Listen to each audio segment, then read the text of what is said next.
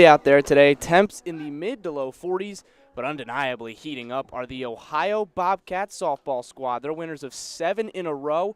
They're going to run it back today in Game 1 of a doubleheader against the visiting Ball State Cardinals. I'm Ethan Sargent. I'll be joined shortly by Chloe Workman. So glad you're joining us on this Sunday afternoon. We've got 2 for you today, and we're just about set to get things going here from Ohio softball field, and that'll give me the opportunity to bring in my friend Chloe to discuss a little bit more about what happened yesterday. The Bobcats took a big W, 13-3. What went right, and how do they keep things going? Well, Ethan, it really just came down to the bats. I mean, Ohio, they only had, a handful of really big hits, but they really got things done with just kind of getting singles. And a lot of their hits came on the ground, just slipping right in between third and shortstop, as well as first and second base.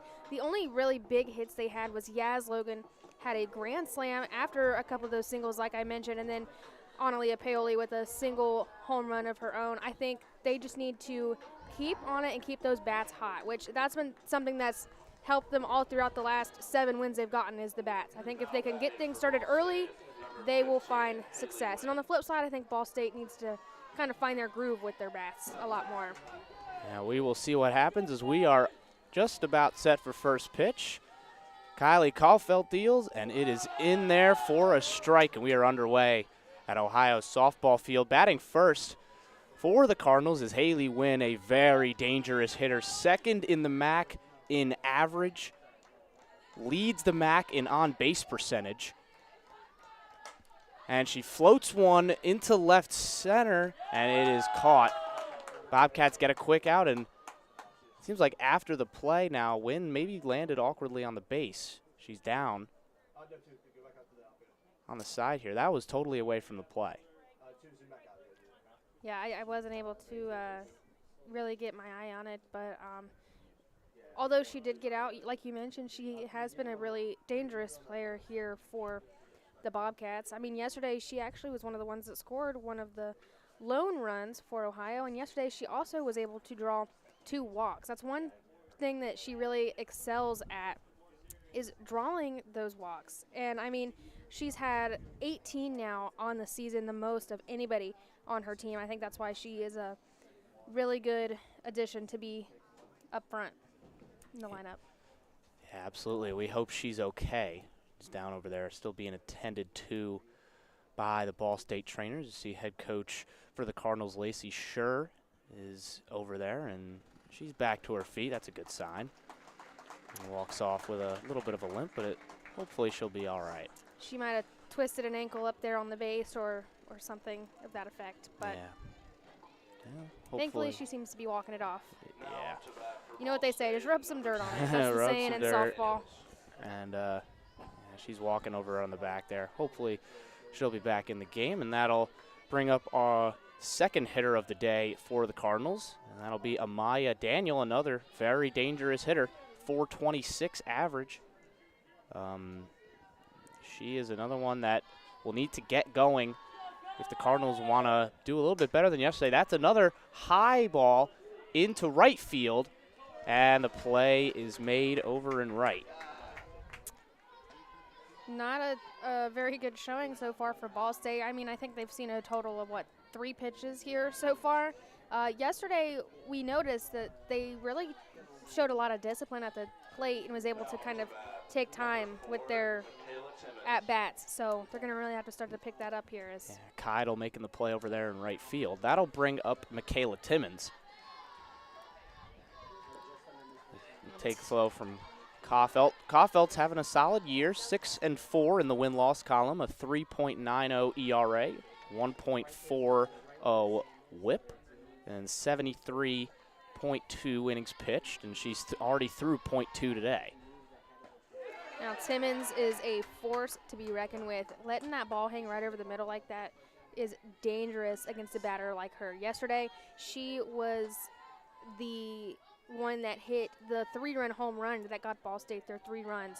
So it seems almost every time she's up to bat, she's hitting big. And that one is through there. The play is at second, and it's thrown over to first, and that's a quick O'Brien-Daw 1-2-3 inning for the Ohio Bobcats. They take care of the dangerous top of Ball State's lineup, and now they will head to the plate. We'll take a quick break. We'll be right back with the Ohio Bats. I need.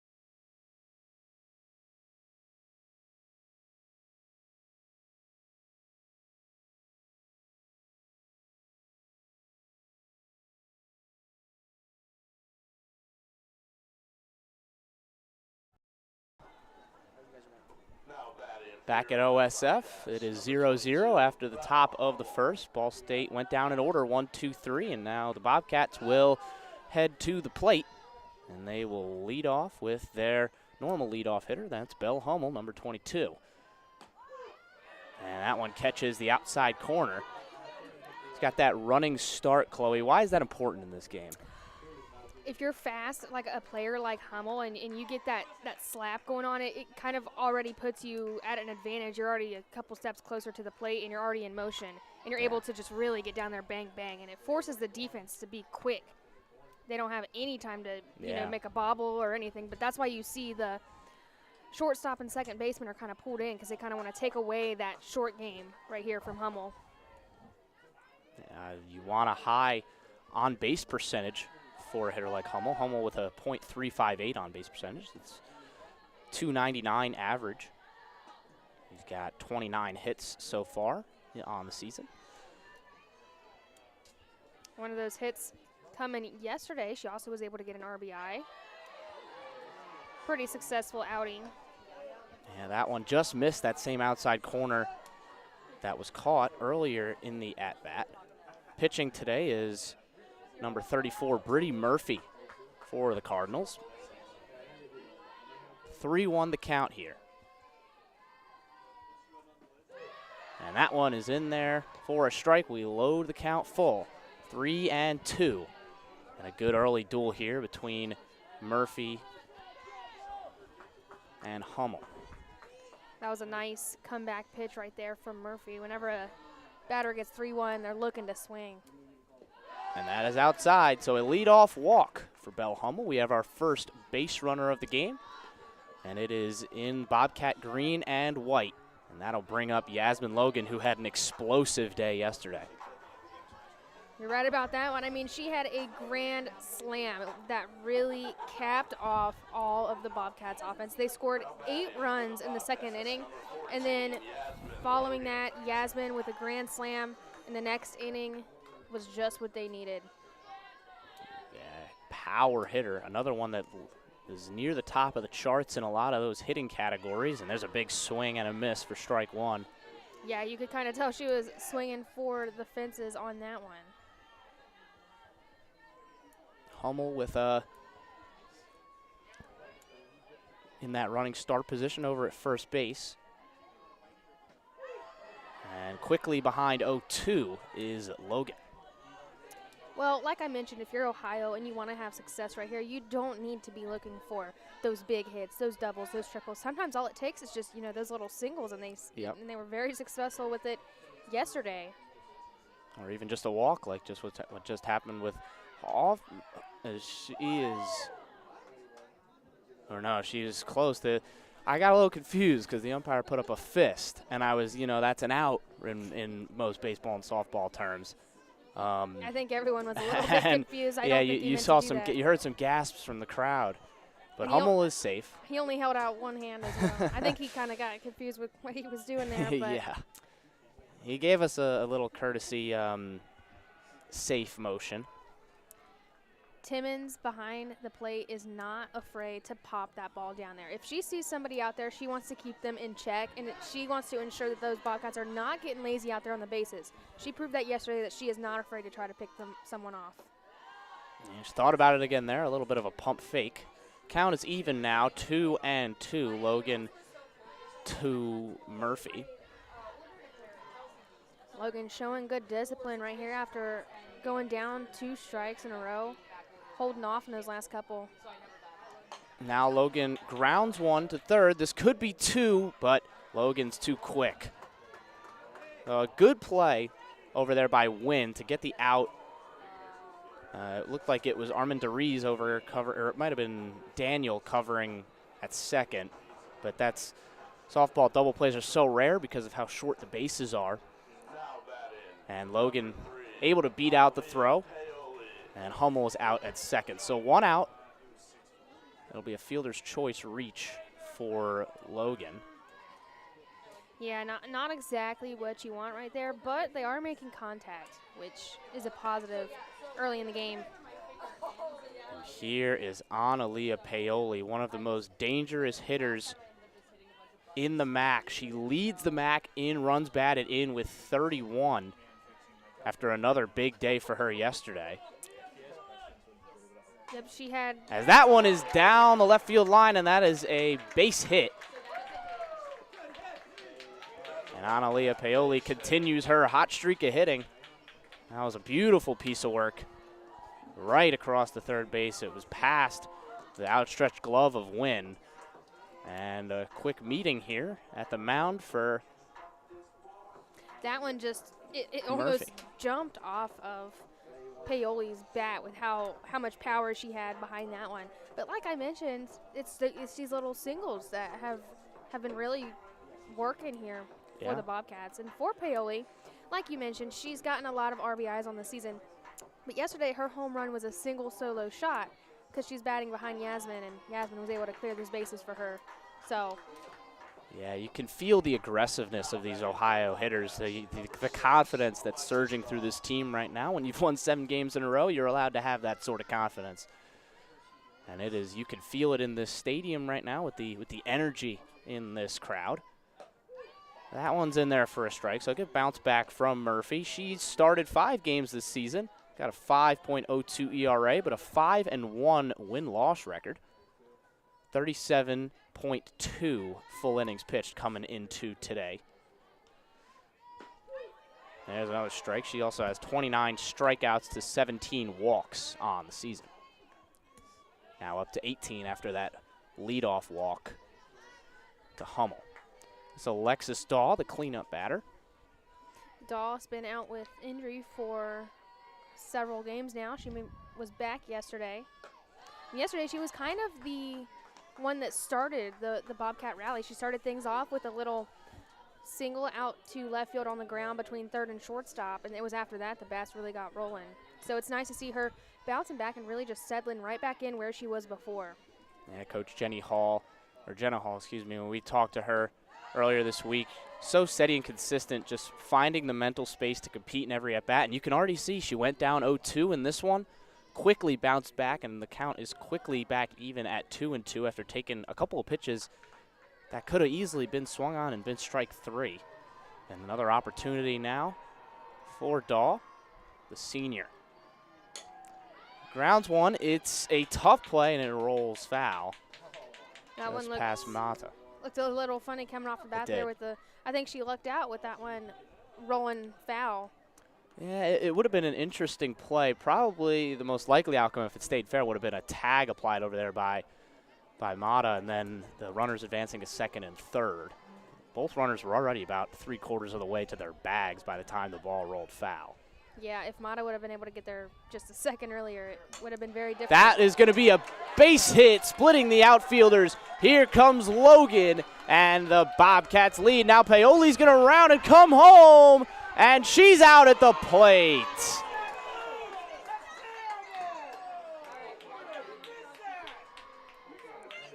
A bang, bang play. The Bobcats do score 1 run. Logan was clearly safe. It was a very tight play over at the plate. Yeah, that's just Paoli tried to sneak that foot in there. It seemed real close. But nobody had a better view of it than the umpire down there. And a lot of the Bobcats fans don't seem too happy about that call, but Ball State did a great job of that relay and getting that one into the plate. Kudos to them for getting that done. Yeah, I think it ended up being Ross in center who made the throw in. It was a nice relay, and then that throw went to Daniel at short. And then that found its way to the catcher, Timmons, who made a nice tag. And they save a run, but the Bobcats do take a 1-0 lead. It'll be an RBI for Alexis Daw. A beautiful hit by Daw. Perfect placement. Yeah, an RBI double for her. But that brings Emma Hoffner to the plate. The sophomore from Pennsylvania. That one is in the dirt. So a quick hitter's count here, 3-0. We'll see if Hoffner has the green light to swing here. Hoffner had a very successful day yesterday. She had 3 RBIs of her own on just one big, powerful hit. Good off speed there. 3 balls, though, you got to kind of lay off of that one, and Hoffner did exactly that. But now it's 3-1. Hitters count here for her. You can be aggressive. You can see what you get here from Murphy, trying to limit the damage with 2 outs here. Runner on second is Dahl. The pitch. Fouled back. We load the count full. 3-2 here with 2 outs, bottom of the first. And now Mata goes over for a quick discussion.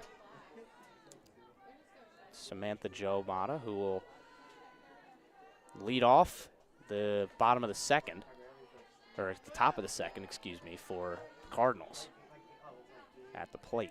The 3-2 is high. A nice walk work there from Hoffner. And runners now on first and second for the Bobcats, so another opportunity to plate more runs here. And that'll bring up Sydney Grine. The Bobcats once again really showing their discipline at the plate. I think that's really what has elevated them here in the last several games. I mean, they had a tough outing against Miami where they unfortunately lost twice, but I think since then they've really shifted their focus and gotten their bats really working here. Yeah, I'd have to agree. You can see the discipline at the plate. And we just mentioned it. They've already worked a couple walks, some nice hitting. Paoli and Dahl both with nicely worked base hits. And they aren't really taking a lot of strikes. If the ball's in there, they're really going after it. And they displayed that yesterday. There was a lot of foul balls yesterday simply because they were just waiting on their pitch. Yeah, and then when we talked to Coach Hall earlier in the week, the one word that I got the most out of that conversation is this one is popped high in the air to center. Ross is underneath it, and she will make the play. That word was discipline, the discipline at the plate. And we saw a lot of the discipline at the plate in that half inning. The Bobcats take an early 1-0 lead, but they do leave some runs out there on the field at OSF. When we come back, it'll be the 4, 5, and 6 hitters for the Cardinals, Mata, Armenda, Rees, and Matthews, when we return.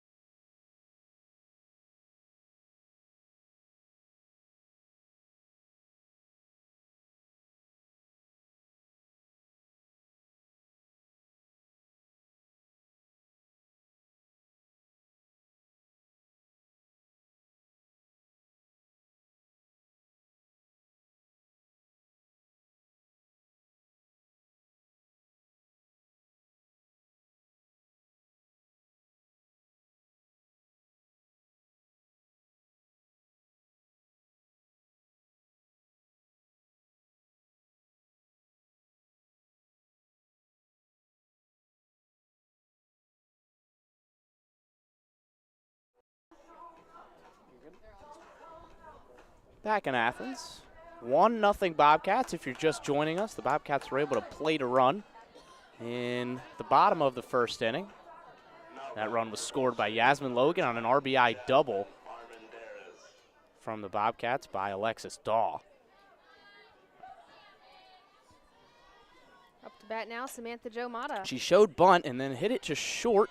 The play is made over there. Very nice, quick play from Grine over to Daw. And another quick out. It's been 4 extremely quick outs for the Bobcats. I don't think Kylie Kauffeld's had to pitch more than maybe 8 or 9 pitches. Yeah, and if you're Ball State, that's probably what you're hearing in your huddle. We need to see more pitches. We need to work their pitchers more. Don't just go out swinging on the very first pitch you see, because that's what they've done to their first 4 batters. And I think it's kind of uncharacteristic for them. Again, this one will get through, so a base runner on for the Cardinals. So this time the aggressiveness works out in their favor. She was able to, Armenda Reeves was able to split Wessler at third and Grine at short. Grine looked to be just inches away from that one. It was a close play. It would have been, even if she came up with it, it would have been an insanely tough play to make over there at first base. Yeah, either way, I don't think she would have been able to get her out. But, yeah, that was a well-placed. Exactly, those little dinkers right there are the ones that really do it for you. First base runner of the day for the Cardinals, and that'll bring up Caitlin Matthews. Pitches a hair outside. Ball 1. Matthews, another consistent hitter, .319 the average on the season.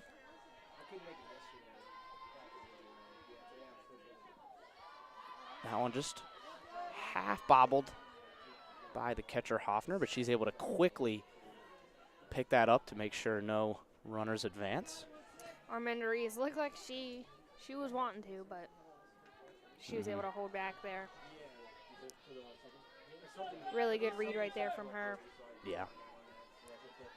Here's the 2-0, and that's high. 3-0 the count now to Matthews. I think this is the most pitches any Ball State hitter has seen so far this game. Yeah, I'd have to agree. A .390 on base percentage, so we'll see if she can increase that right here. 3-0 the count. Kaufeld deals. And that one is in there for a strike. Nice pitch, nice bounce back from Kylie Kaufeld, who was off to a pretty solid start. But in her first sort of pressure moment of this game early on here, 3-1. And that will be a 5-pitch walk. So Ball State has their first runner in scoring position with 1 out here in the top of the second. Now batting is McKenna Mulholland. Bit of a tough outing right there for Kofelt. Mulholland was able to get a hit yesterday for Ball State, but she wasn't able to get any RBIs or score. But yeah, and then she's been on a little bit of a cold streak. That's just that hit yesterday was just her 4th hit in her last 2 series and 1 game. That game yesterday. So looking to find some momentum at the plate is McKenna Mulholland. And, you know, all it really takes is just 1 pitch to kind of break you out of, if you're in a slump, break you out of something like that. She shows bunt and pulls back. Runner still, and now it will be thrown over. Armenda Reeves was just kind of just like, you going to stop me? As she was just kind of standing in between second and third and in the end it was Logan, the center fielder, who came in and covered over at second base. I think they were trying to pull the Bobcats out of position there to kind of set that steal up, because third baseman comes crashing in, leaving third base wide open, depending on how fast the shortstop can get there. Now a bunt is laid down. It's a well-placed bunt. And I think Mulholland did her job there. She does get out first. It was a very, very well-placed bunt, just a dead ball pretty much right off the bat. It was a nice play made over That was a beautifully placed bunt. And yesterday, Ohio actually struggled. Ball State laid down the bunt, and then the second baseman, Torrey O'Brien, wasn't able to get to first in time. So they weren't even able to get the throw off, and they were safe. So might see Ball State kind of utilize that a little bit more, especially as they're struggling with their bats. It's a big second out to pick up there. But Ball State knocking on the door here. Second and third. It's Armand DeRees over at third base. It's Matthews on second.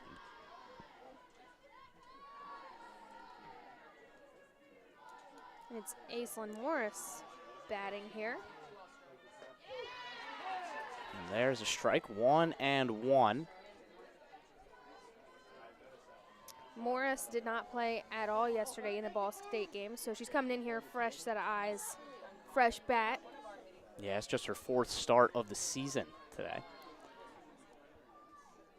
And she was ahead of that one, 1-2.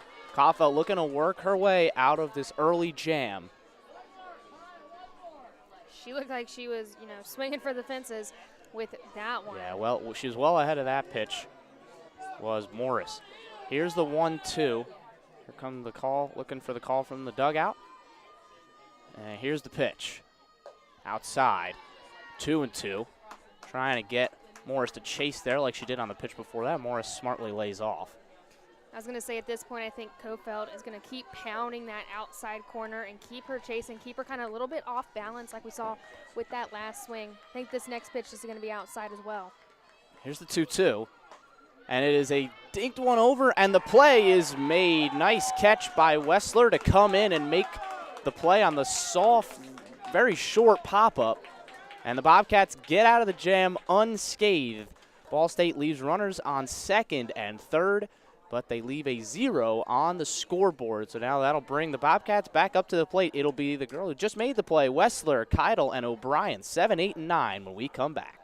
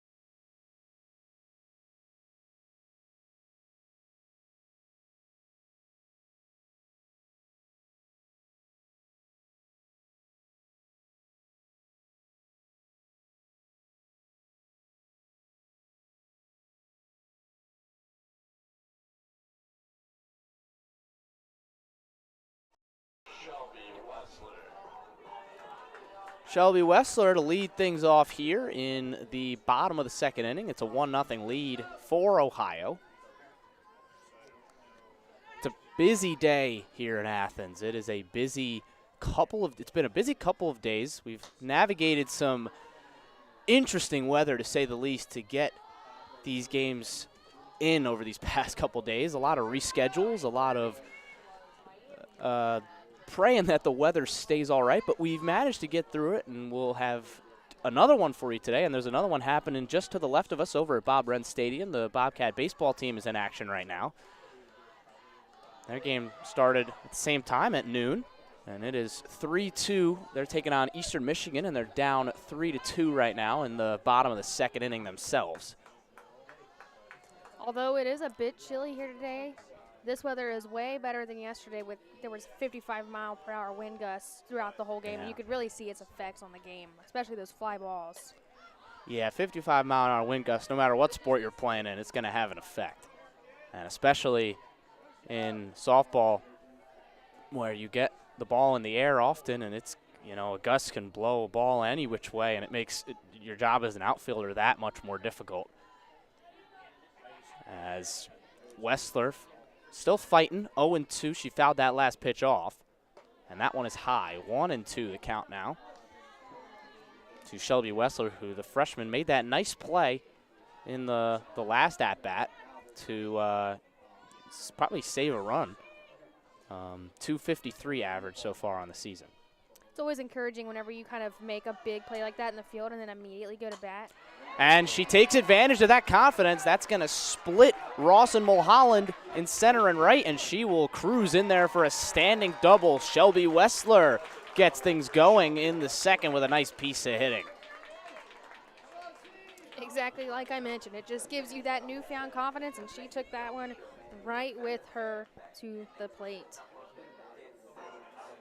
Cece Keitel up now. Keitel had an RBI yesterday, and she also was able to get walked in her 2 at-bats, and she was also able to score a run. So pretty successful outing for her.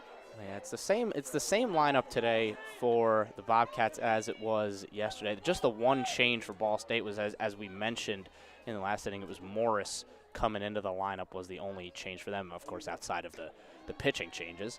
That one was inside on Cece Keitel, the sophomore. Well, you know, Ethan, as they say, if it ain't broke, don't fix it. Yeah, exactly. And had that in their minds today. things are going great. So as of now for Ohio, just in terms of the past few games, and this game has started out all right as well. They've got a 1-0 lead, and they're looking to extend that here in the bottom of the second. When we asked Jenna Hall earlier this week about the bats, she said you don't just rely on the top 4, they rely on their bottom 4. They rely on everybody in their lineup. As there's a bunt laid down, and it is a close play. It gets by the first baseman, and the run will score. Mata couldn't corral it. Armendariz now takes a second. She's down with the ball. Wessler scores from second. It'll be interesting to see how they... I'm not sure if they're going to call this an infield single, or I feel like it's a very bang play. Once again, we've had a few of those so far today. I think that one. I think it's going to be an infield single. I would be my infield single then an error. I think it was very close play. It might be chalked up as an error simply Maybe. because the throw was it, long, and it was essentially the throw that caused the yeah. the So score. they're going to give Keitel the single, and then the run is going to be in an error. So it's an unearned run for the pitcher Murphy. And Keitel advanced to second as well in the chaos. Wessler scored 2-0 Bobcats. And now O'Brien up to the plate, the 9-hitter. And once again, another opportunity here for the Bobcats to just keep things going. They're chipping away. Like you said, Chloe, it's not about that big bombs, going yard. So far today, it's been about doing things the hard way. As O'Brien tries to chop one down the left field line, and it just skirts foul past the third. Tori O'Brien baseman win. isn't typically known for those big, powerful hits. She is one of those hitters that has kind of those little singles, but yesterday she actually had a double right in the gap, and it was a beautiful shot. 1-1 now the count. Murphy deals. Another bunt laid down. O'Brien's going to fight it, and she's out. It was real tight. The runner does advance. Keitel is over at third. It was another nice bunt. Some great pieces of hitting so far today from the Bobcats. It was another real close play. First base. O'Brien is one of those super speedy hitters, so that was just it's a game of inches, as they say, and I think that one literally did come down to just maybe an inch. Yeah, it couldn't have been more than that. It was very close. As a quick stoppage in play here, and catcher took something. I think they're trying to set up their infield defense right now. As you can see, shortstop and second base are pulled in right here, kind of anticipating a bunt or a slap. And that one just outside from Murphy. 1-0 the count. And we're back to the top of the Bobcats order. It's Hummel. She walked in her first at bat. She walked, and then she got thrown out at second. Yes. After getting on base. Nothing she could do in that situation, though. Yeah, it was a fielder's choice over at short.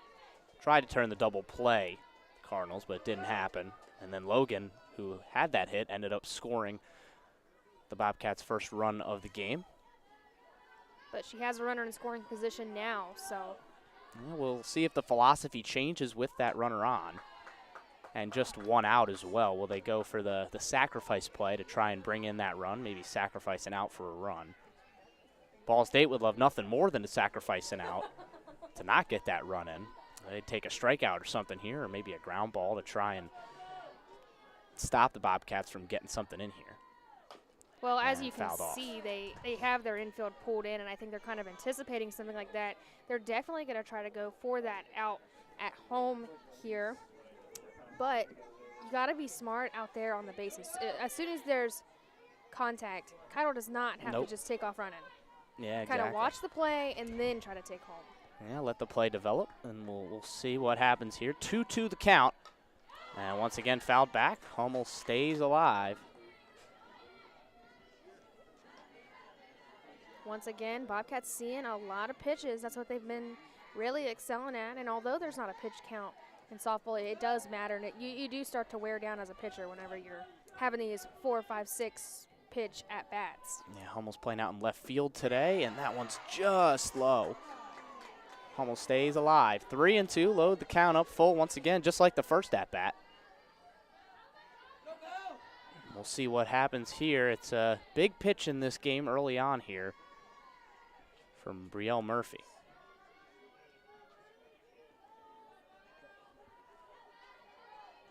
Here's the pitch. And it's outside. Another walk. Two at-bats, 2 walks for Belle Hummel today, and that will bring up Yasmin Logan, who's shown the power, and she's got an opportunity to flash it right here. And Logan was the one earlier who kind of forced that almost double play, not a double play, but getting Hummel out there at second. She's probably looking a little bit for some revenge right here. She doesn't want to make that same mistake twice. Yeah. So she's probably going to come out here swinging hard, especially with 2 runners on in the corners. Big spot here. And there's a strike. That one was a bit on the outer edge, but you could see Timmons back there kind of giving a little fake pump down there to Hummel, keep her in check, which seems to be what Timmons' specialty is. She doesn't want these runners to get lazy. Keeping them in check. Brittany Murphy deals.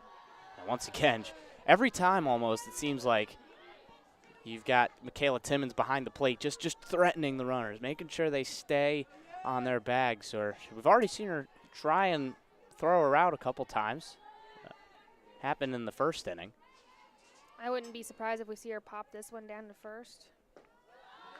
Maybe if she grabbed that one fully cleanly. It just had the slightest of bobbles, and that allowed Hummel to get back in time. So 2-1 the count. Brittany Murphy trying to work her way out of this 1-out jam. Runners on the corners. Logan swings and misses. Good pitch right there from Murphy. And now the count 2-2. That was a beautiful placed pitch right there on the outside corner. You could see it kind of spinning out as it neared the plate. Had Logan a little bit off balance there with that big swing. Here's the 2-2. It is low, and no throw there from Timmons. And that allowed Hummel to just take off to second. It seemed like there was a play there for Timmons, and she pulled the ball. Interesting. A little bit shocking, but also I think they're keeping their eye over here at Keitel on third. I don't think they want to let her score. But also, I think the fact that the count is 3-2 as well. If the walk ends up being issued, that won't end up mattering. So here is a big pitch in this ball game. 3-2. Logan swings, and it is caught in left field. That'll bring in the run, and it's away. Still bouncing around, and Hummel thought about coming home. Keitel did score, so a sacrifice fly for Logan. It was caught by Matthews in left field.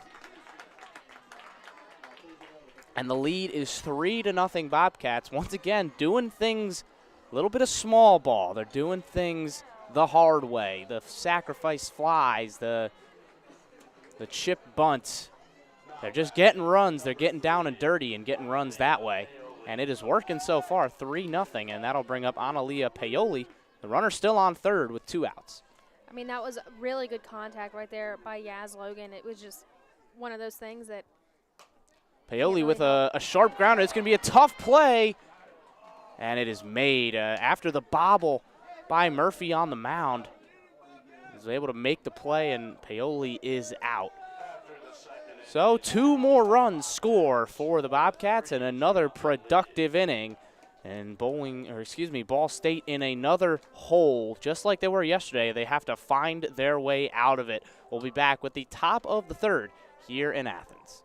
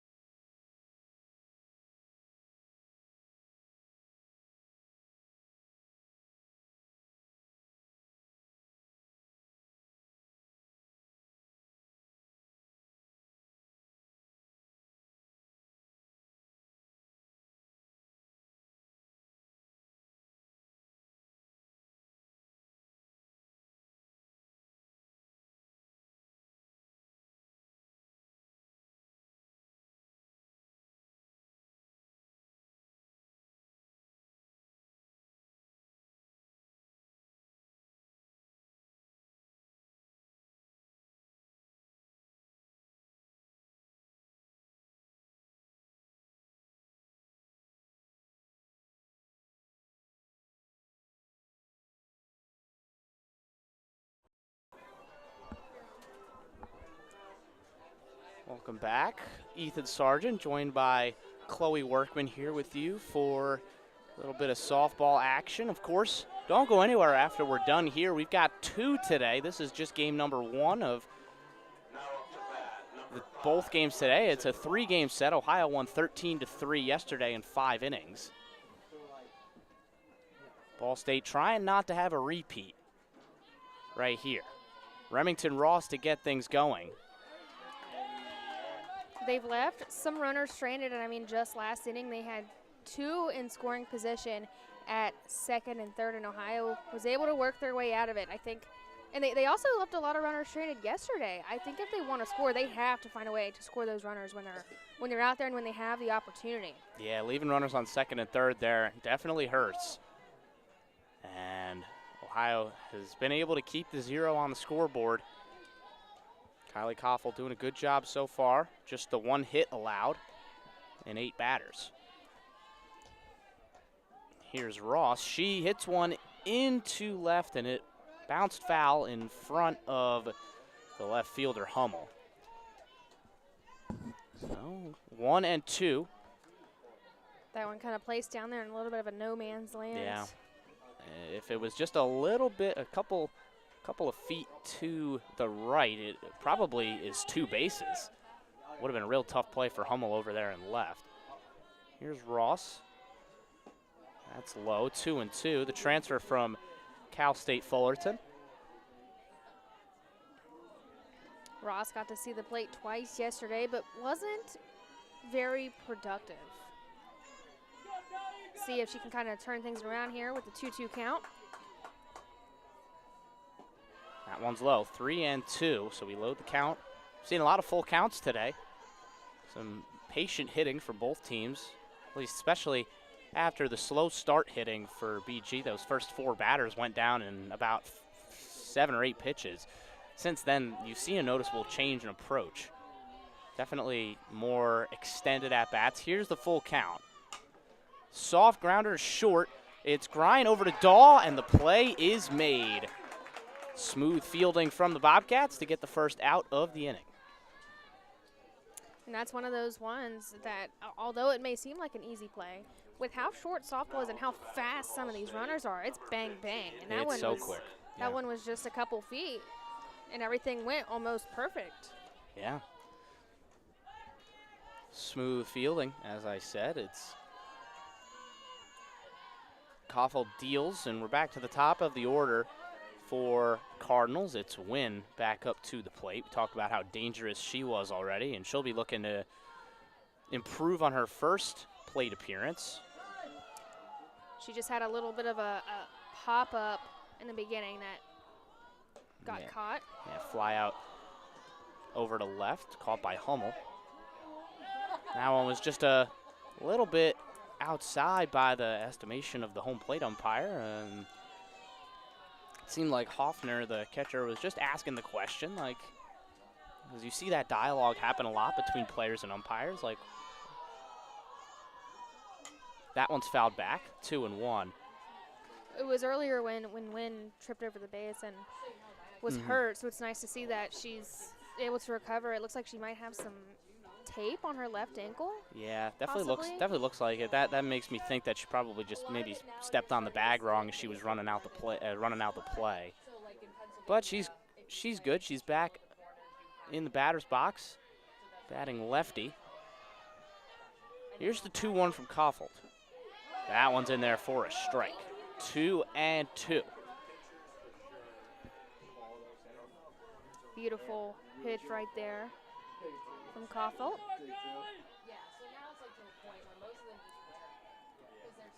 No strikeouts yet. Looking for her first one here. Haley Wynn doesn't like to strike out very often. As that one's low. Once again, we load the count full. 3-2. We've seen a lot of long at-bats here over the past couple of innings after a pretty quick start.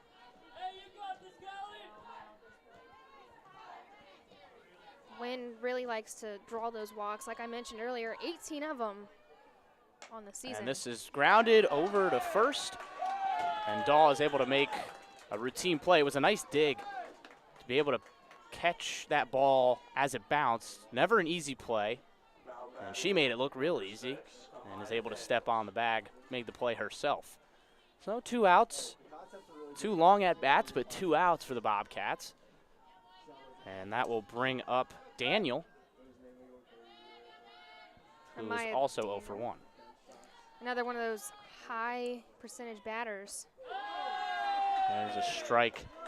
Koffel doing a nice job of mixing up her pitches. You're seeing a real mix of those faster pitches with those off-speed balls.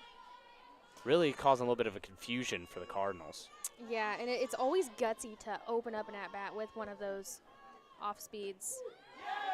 And that one just catches the inside corner so quickly, 0-2. Koffel looking to get the last out here of the third. She's probably going to come back with a full speed one this time because earlier, Daniel was one of those ones, she only saw one pitch. And that one was high and away. 1-2. Yeah, we saw a lot of aggressiveness early from Ball State in those at-bats. It didn't translate. They went 1-2-3 in the first, and like we mentioned, on about 8 pitches, it was really, they were very, very quick at-bats. And definitely seeing a little bit more measured of an approach here, especially as they trail now 3-0. Koffel deals, and it is grounded. Yeah, just teetered foul. Westler was ready to make the play over there at first. And we stay at 1-2. Kylie up in the count right here after throwing a couple of strikes. She's not backing down. Absolutely not. Here's the 1-2. And that's just low. So 2-2. I think, like we mentioned, they definitely had a bit of a conversation over there in that dugout. Coach Lacey Scher probably told her girls, you need to see more pitches. You need to be a little bit more selective. Don't come out swinging. And that's exactly what Daniel has done here. She's seen a lot so far. That one is high in the air to left field. Hummel's under it, and she makes the play. So another 1-2-3 inning for Kylie Koffel. And the Bobcats have another chance to pad their lead. It's been 2 innings and 2 innings with runs, 1 in the first, 2 in the second. Can they keep the numbers going with 3 in the third? We'll find out when we come back for the bottom of the 3rd inning and the Bobcat bats.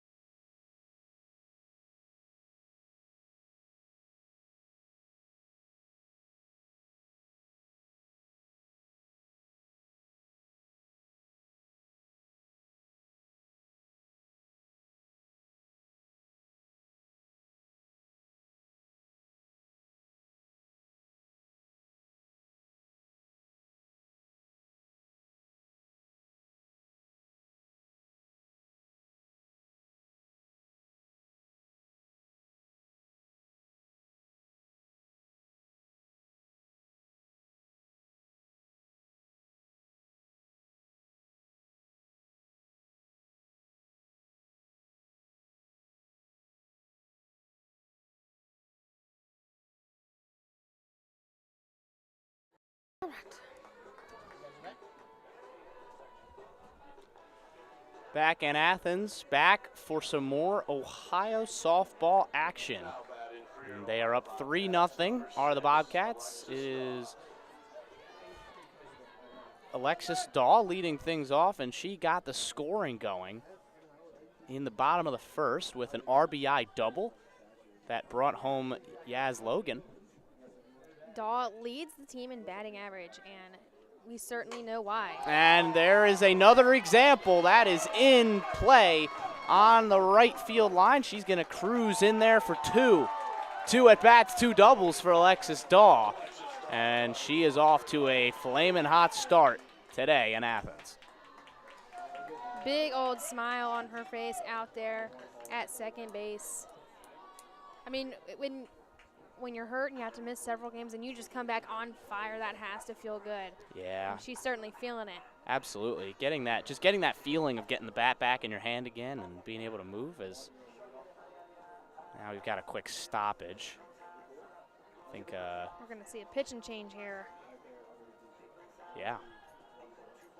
And we're going to see a pinch runner as well, I think, for the Bobcats. So a couple of changes coming here. And we're going to take a quick break as Ball State goes over their options. We'll be right back with more action from Ohio softball field.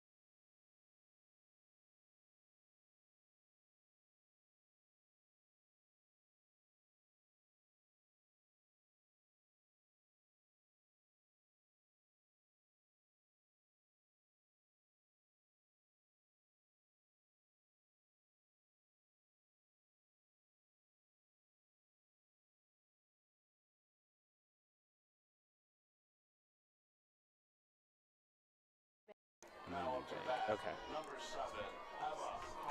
Back in Athens, we have a pitching change for the Cardinals. Bree Murphy's day is done, and Emma Eubanks' day is just about to begin in a precarious position with Lauren Uhas, who comes in to pinch run for Alexis Dahl over on second base. Eubanks' ERA is 3.5. Her whip is 2.5.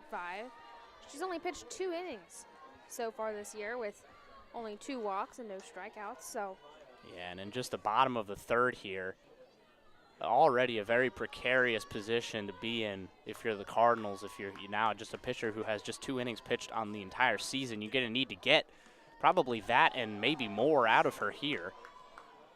Yeah, and now at this point, Ohio has seen almost everything that Ball State has, because yesterday they faced Angelina Russo, Alyssa Stramaglia, and Frances King, and now today they've faced Brittany Murphy and Emma Eubank. There's only one more pitcher on their roster that they haven't seen. Yeah, and that's Jessica Hoffman, who's only pitched 1 inning on the entire season. So it's going to be interesting to see what the strategy is for the Cardinals here over these next few innings, as it may be the inexperience of Eubank, but it's an opportunity nonetheless for a pitcher to make some noise, do something. It's just that one appearance came against Central Michigan back on March 26th.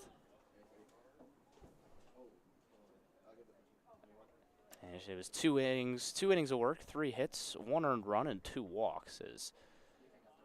Now I think It seems like maybe there's a wristband problem. Yeah, a little bit of confusion out there. They probably have several different wristbands, and I think somebody has maybe a different one.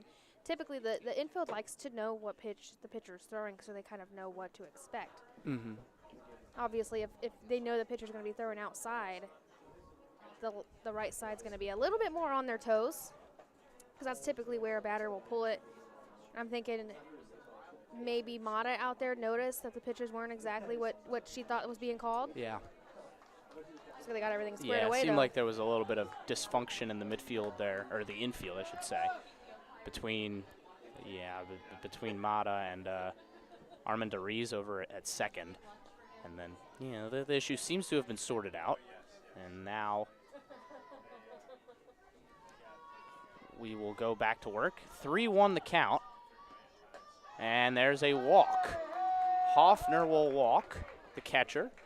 And now you've got runners on first and second, and things are looking real precarious here for Ball State early in this one.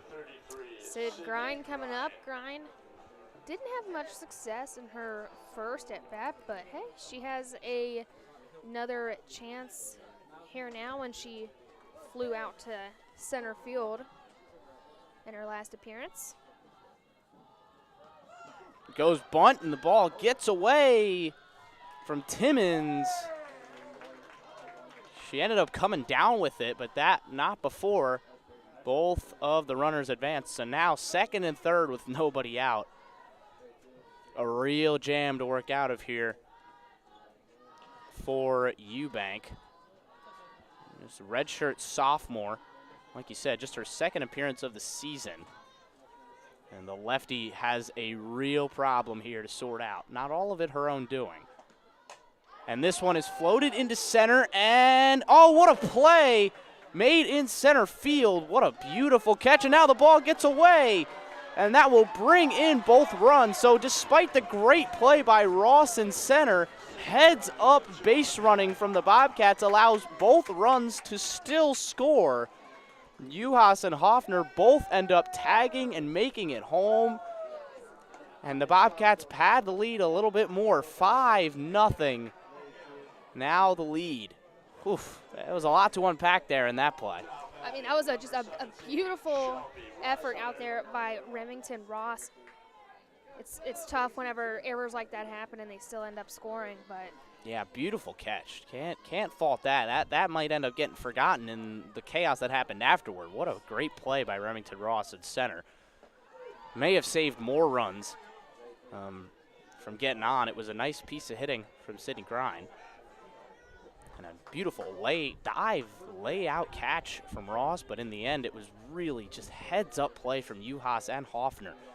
For a moment Hoffner there, especially. I was going to say, for a moment there, I thought it was going to get down, but oh, it looked like it was getting down.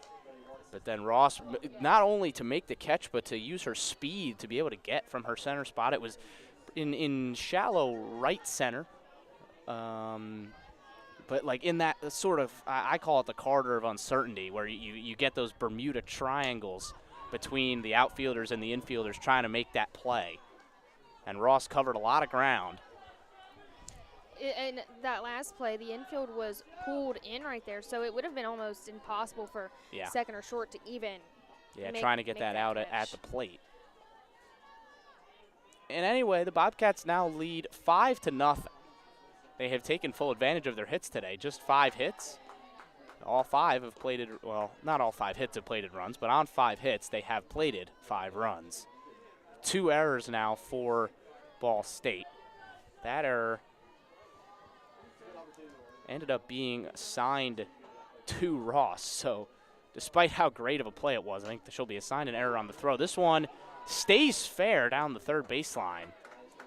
And a nice play made over there by Wynn. That was, that was a long throw right there real for long Wynn. throw. And that one was a little bit right there on that line. It was really hard to tell if it was fair or not, but I think it was just about skipped over the bag. But yeah, a deep throw right there for Wynn, and a beautiful one at that. She did a great job of sitting back and letting that ball come to her. And sometimes you have success, sometimes you don't. But thankfully for her, she was successful that time. And now Cece Keidel back up to the plate. And she lays off the first pitch. Earlier in the game, Keidel had herself an RBI. Yeah, that single in the second that plated a run. She was really kind of the one that got things started. There's a strike on the inside corner. Yeah, you're right. Did end up getting an RBI as well. Keidel, an Ohio native, stayed home for school from Hilliard. The right-handed batter. 1-1 the count. That one's high, 2-1. Another thing Ohio's been successful at is they're getting all of their batters a lot of plate appearances. I mean, they batted all the way around their lineup. Yeah, we're in almost one inning yesterday. So.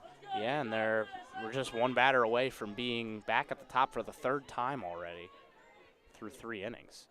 And meanwhile, the Cardinals, they're top of the lineup. Well, their number 3 batter, Michaela Timmons, has only been up once compared to Ohio. She'll lead off the top of the 4th.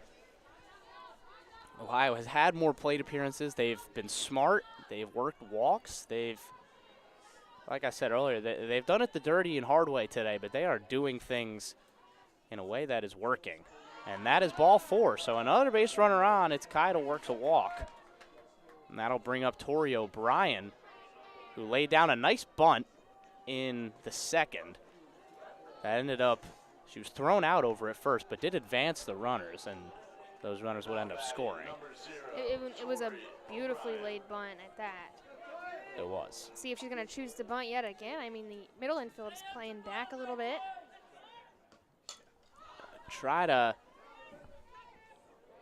With that infield playing where it is, she's probably trying to work one in between, as a left-handed batter, depending on if she pulls or pushes the hit, trying to find that gap in between one of the infielders, try and squeeze one by. And she'll try and do just that. Play over at shortstop. It was a very bang-bang play once again. O'Brien showcasing the speed, but not quickly enough. Daniel over to Mata, and Ball State limits the damage, but not before 2 more runs come across for the Bobcats. On a bang-bang play, the error by Ross plates both. Excuse me.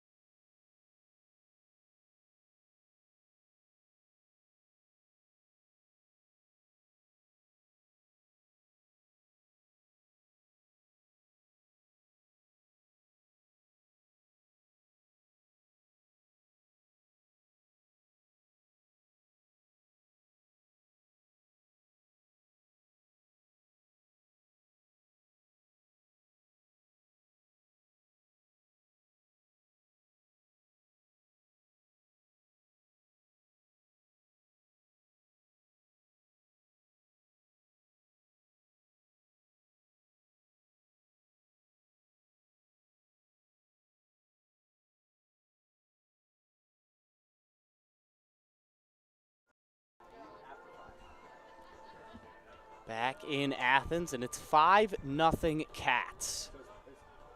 As we continue to chug along here on this overcast day in Athens, about low 40s. But the biggest thing is those big wind gusts that blew through the Athens area yesterday have, for the most part, subsided. So a little bit more straightforward weather conditions. It's much easier on everyone, I think. Yeah, and much easier for these fielders will probably be the most appreciative of it, as I'm sure that those winds could take fly balls anywhere. Timmons now batting, the catcher for Ball State. Timmons, one of the biggest bats here. That hit her. Hit her right on the knee, and that's funny because she got hit yesterday in almost the exact same spot. Yeah, 6 foot tall figure out there. Both of those shot right off of her knee. She's probably got herself a pretty hefty bruise going on. Yeah, that won't feel too nice in the morning, but as of right now, she won't really care. She's on base. And Ball State needs to plate some runs here and fast as they are already down 5-0. Showing bunt is Mata. Now she pulls back, swings, and the play is over to short, and it's thrown across the diamond, and she's out. Really, a little bit of extra mustard on that throw from Sydney Grine. Dahl with the catch. It was another, we've seen so many of those bang-bang plays over at first because of what you said, that quickness of how short the base paths are.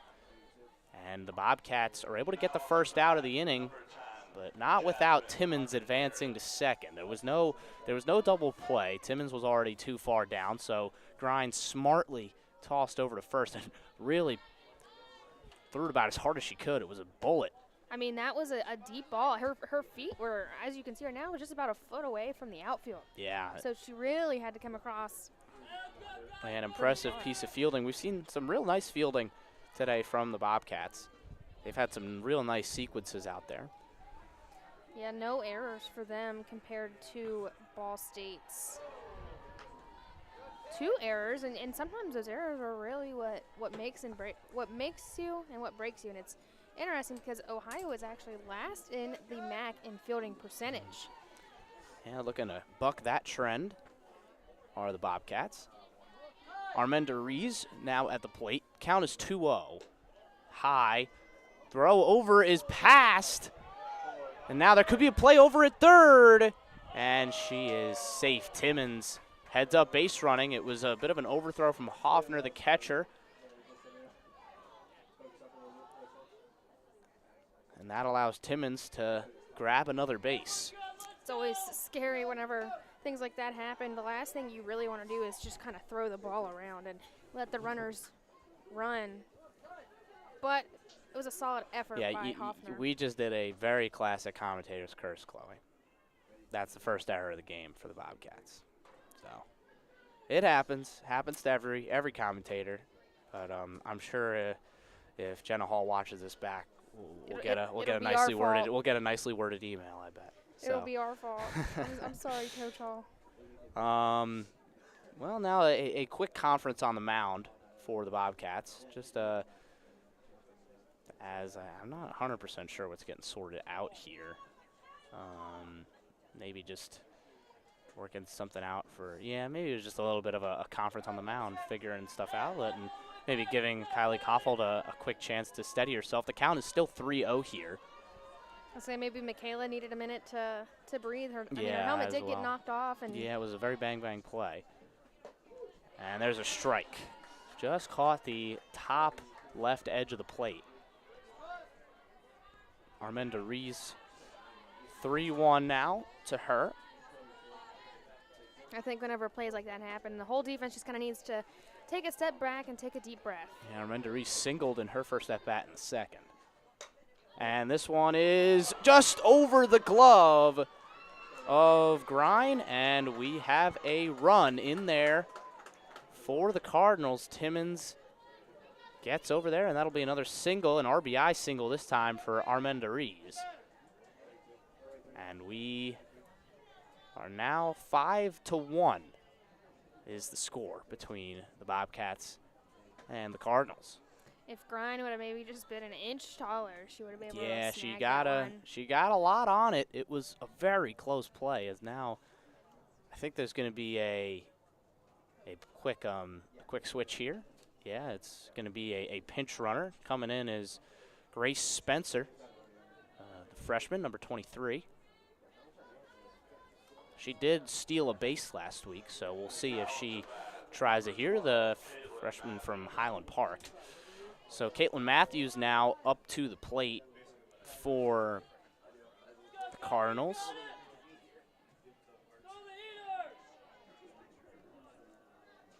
So Matthews drew a walk earlier in the game, and that's kind of what started off this inning, that walk to Timmons.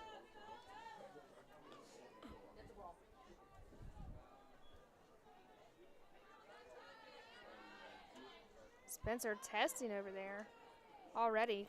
Probably Yeah. trying to test Hoffner, especially just after that overthrow. Yeah, I wouldn't be surprised if we see her go at some point here in this at-bat. Here's the 1-0 from Koffel. And that one's fouled off the post. And it gets away, so 1-1 to count now.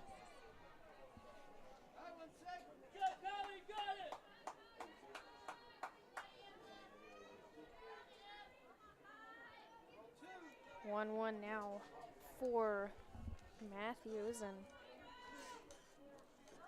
she's one of those players that has that great discipline at the plate. And that is laced down the left field line, and it is into the Ohio bullpen. So foul ball, 1-2. It just continued to trail foul. Yeah, it was a nice line drive hit, but like you said, it just continued to float the wrong way. At least if you're the Cardinals, it was floating the wrong way. For the Bobcats, you're content to let that roll foul. But that's 2 strikes already on her, and she's making contact, good contact at that. And there's a grounder. It gets off the glove of O'Brien at second. Even if she makes that dig, it was a very tough play, but regardless, the play is not made. That'll be an error against O'Brien. And just like that, Ball State trying to work their way back into this game. It's 5-1. Well, you know what I think happened right there to O'Brien is Spencer ran right in front of her just about when that ball was getting to her. And sometimes whenever you're in the field, that can jumble your brain a little bit whenever they're running right in front of you. And I think that ball also had a little bit of a different spin on it. So that's probably what happened right there to O'Brien. Yeah, something to think about with Matthews. She's on an 8-game hit streak. And she doesn't technically, she's been on base twice, but no hits yet. That'll go down as an error. And she had a walk in her first plate appearance. So she'll be keen to get a hit in her next at-bat. There's a strike as Koffel tries to settle back in. Mulholland now up to the plate. Kenna Mulholland, who's got 17 RBIs on the year. A nice starting pitch right there from Koffel. Yeah, just a little out inside there. Count now 1-1. Big inning here for the Bobcats, you feel like. Because if Ball State can work their way back into this game, one big inning is all it takes in softball. That one just got off the hand of Koffel a little bit. It was high. Yep, you're exactly right. All it really takes is one inning, and I mean, right now things are kind of swinging. Yeah, and I think we're gonna have a mound visit here for Ohio. I think that'll be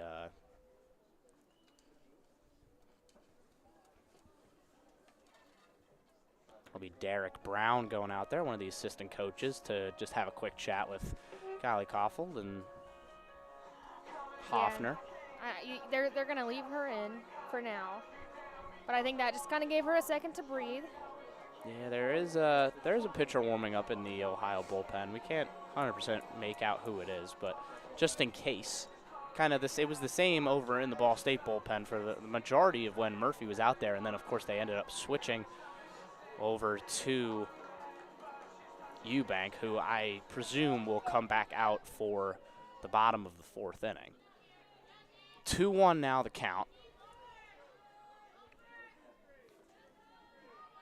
And that kind of gave Koffel a minute right there to breathe. She's kind of in a jam here. That's grounded to third. Steps on the bag, and not in time. So it was a close play. It was a nice play by Wessler at third. She was able to grab it and step on third. So basically as you were with one more out. No, they weren't able to turn the double play. It would have been a highlight reel play if they were able to make it, but the Bobcats will be content with that. So 2 outs now. Yeah, I mean, up steps Ross. Although they weren't able to get that double play, having that one more out really helps you breathe a little bit easier. Not Ross, excuse me, Morris now up to the plate. Aislinn Morris, once again playing. Yeah, you can hear the crowd not pleased with that no strike call. It did seem very close, maybe caught the outside corner, but the only person that'll know that will be the umpire behind the plate. That one was inside for sure. Home plate umpire today is Paul Melcher. 2-0 now. Still a precarious situation for the Bobcats, trying to limit the damage here in the top of the 4th inning. Her last at bat, Morris popped out to Tori O'Brien out there at second base. So and she didn't play in the last game, and she's only started 3 games this season.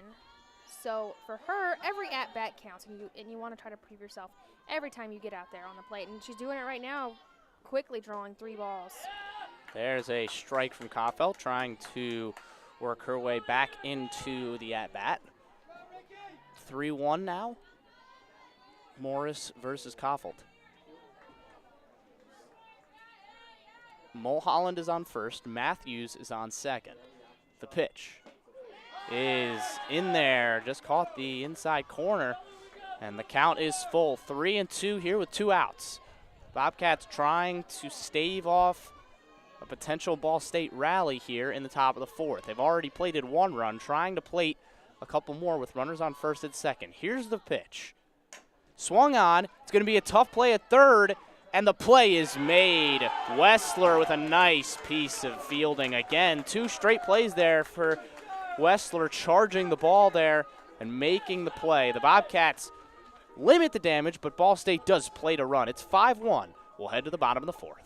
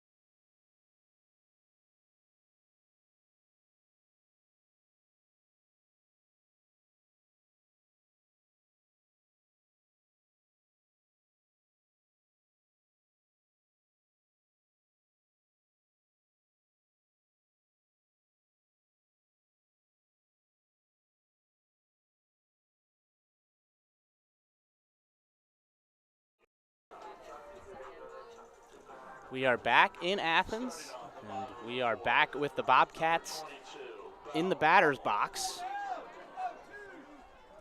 We'll get things started with Belle Hummel. Belle Hummel, exactly. Back Leadoff to the batter. top. Yeah, we're 3rd time around for the Bobcats in the order. Hummel is 0 for 0, 2 walks. But hey, So- that's exactly what you want in your leadoff. Your number 1 job is to just get on base, and she has been successful doing that so far today. Yeah, and we'll see. He's already in a hitter's count here, 2-0. Of course, if you're just joining us, the starting pitcher for Ball State today was Brittany Murphy. She has already taken her leave, and she has been replaced by Emma Eubank, the left-hander, who's got a 3.5 ERA on the season and is trying to stem a potential Bobcat outburst. So we are, of course, we have a doubleheader today, so these games are 7 innings. So we're in the bottom of the 4th. We're about halfway through here. With Hummel drawing those 2 walks, she's probably itching to, get her bat on it and get a hit as she fouled that one off. Yeah, right that one there. took a real awkward deflection, almost whacked either the umpire or the catcher Timmons as it came back. It was a good thing it missed both of them. So 2-2 now, 2 quick strikes for Eubank as she gazes over towards the Ball State dugout, which is on the to our right up here in the box. It is on the first base side. Ohio's dugout is on the third base side. Here's the 2-2. And a swing and a miss. So a strikeout for Eubanks to get things going here in the bottom of the fourth. Just the thing that she needed confidence-wise. And now Yasmin Logan steps into the box. She's had a productive day as well. The first strikeout we've But seen she's all 0 for day. 2. Yeah, that is the first strikeout we've seen all day. We've seen a lot of just long and winded at-bats that ended in ground outs or walks. And both pitchers, I guess, feel nice that a strikeout has finally been recorded. Logan's 0 for 2 on the scoreboard, but she certainly made her presence felt in this game. In that first inning, she grounded into a fielder's choice, but reached and then was able to score a run. And then in the second, she had that sacrifice fly, that crazy play that ended up plating 2 runs. Then she was only granted the first RBI for that. And she was well ahead of that one, wasn't able to pull it back. 1-1 to count to her. Yeah, it almost didn't even look like she really wanted to swing right there. Looked like more of a check swing, but they will give her the strike. Here's the 1-1. That one's high and inside. 2-1. Bobcats are batting 5 for 11 so far today. Yep, a summary of the hitting. 5 for 11, that puts them at .455 compared to Ball State, who's 2 for 14 at .143. Yeah, the Bobcats have taken advantage of a lot of walks today, especially. They've already had 5 walks in just 3 1/3 innings. Another really important hitting tidbit is Ohio is 3 for 7 with runners on, and Ball State's only 1 for 6. And that's a strike just on the outside corner.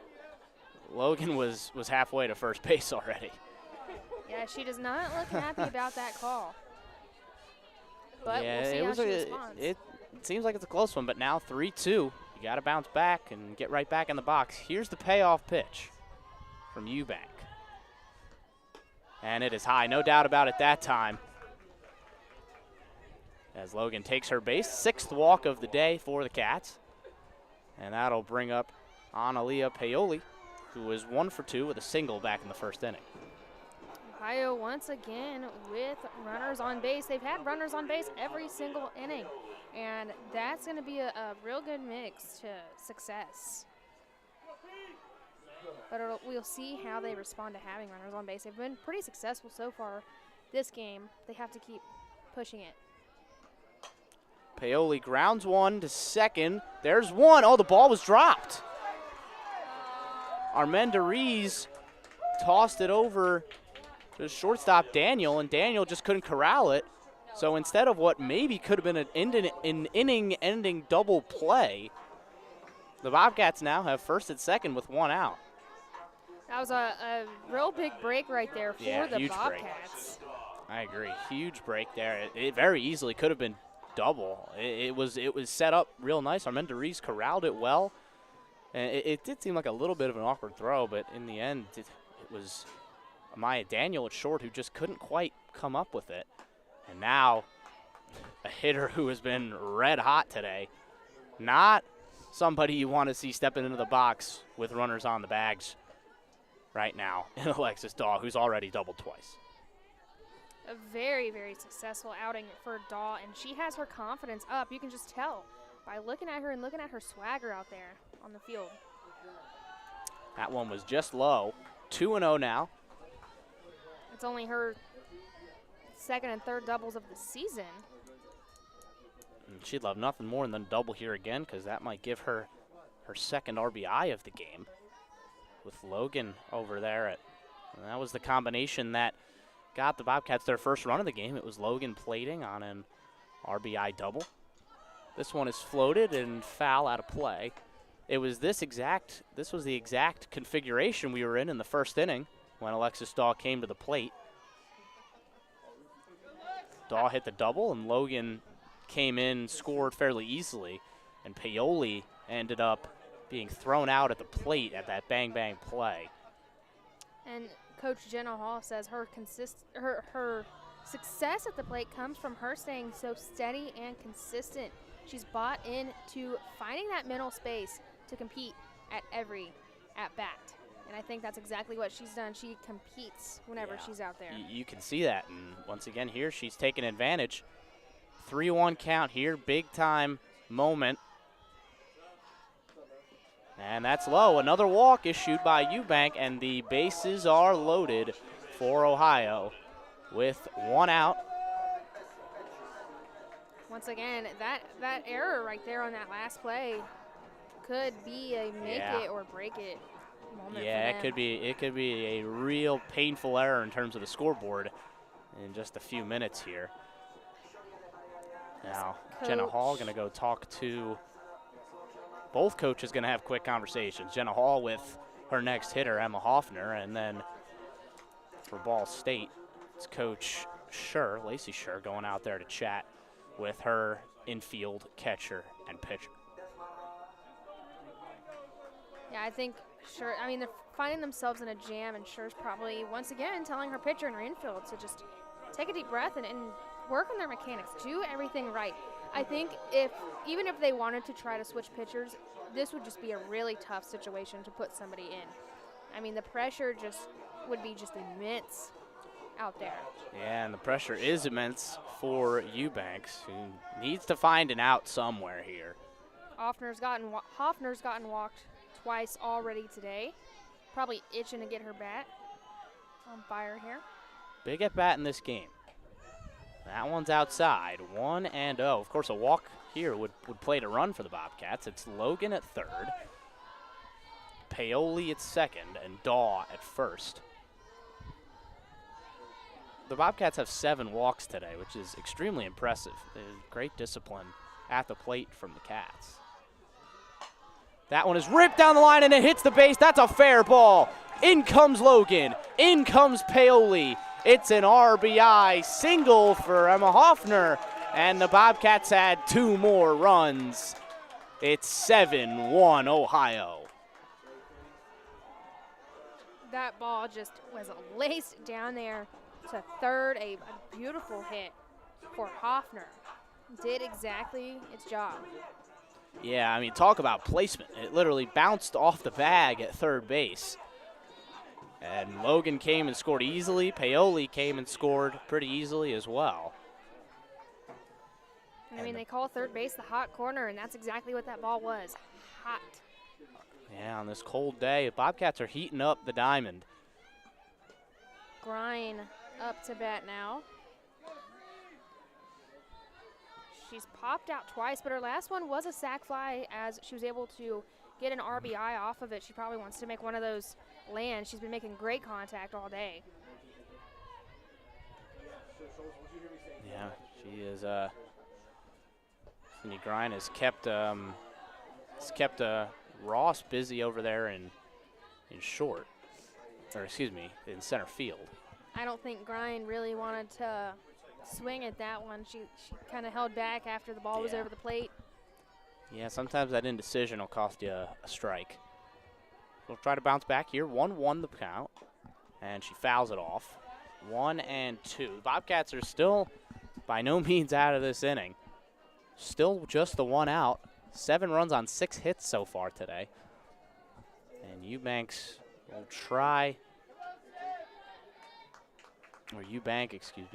to continue. She just needs to get an out here to try and just settle things down and keep Ball State within closing distance. This one is a high fly over the head of the third baseman. In the end, it was caught by the shortstop, Amaya Daniel. So that's exactly what you need if you're Emma Eubank. It was a short fly. Neither runner is able to advance. And that's another out on the scoreboard, a much-needed one. Yeah, that was a nice little out for Ball State. It was kind of in an awkward position right there where it was like, is Wynn going to try to get it? Is Daniel going to try to get it? But Daniel ultimately called her off to snag that one. That one's in the dirt. If you hear those cheers behind us, that's because Ohio baseball just took the lead. A 3-run 6th inning contributes to their 5-4 lead right behind us over at Bob Wren Stadium. You can go check out Russ Eisenstein if you want to check in on the baseball, and then come right back here to catch the rest of this one. Successful showing for both the Bobcats. So far, so good, and that's going to be a tough play at second. Around comes the runner, and she will score. Daw with some heads-up base running, an RBI single.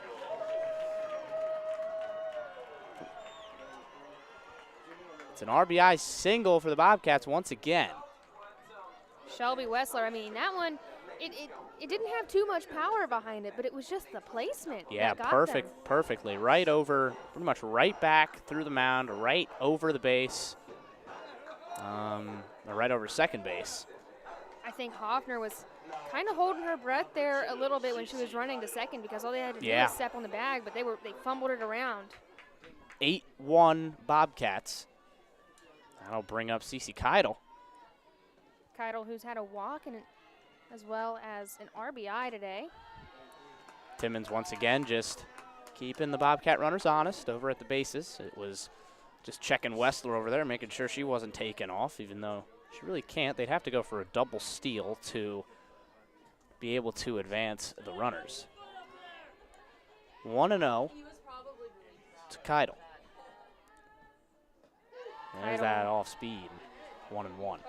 Keidel was also one of the 8 Bobcats to score earlier on in the second inning.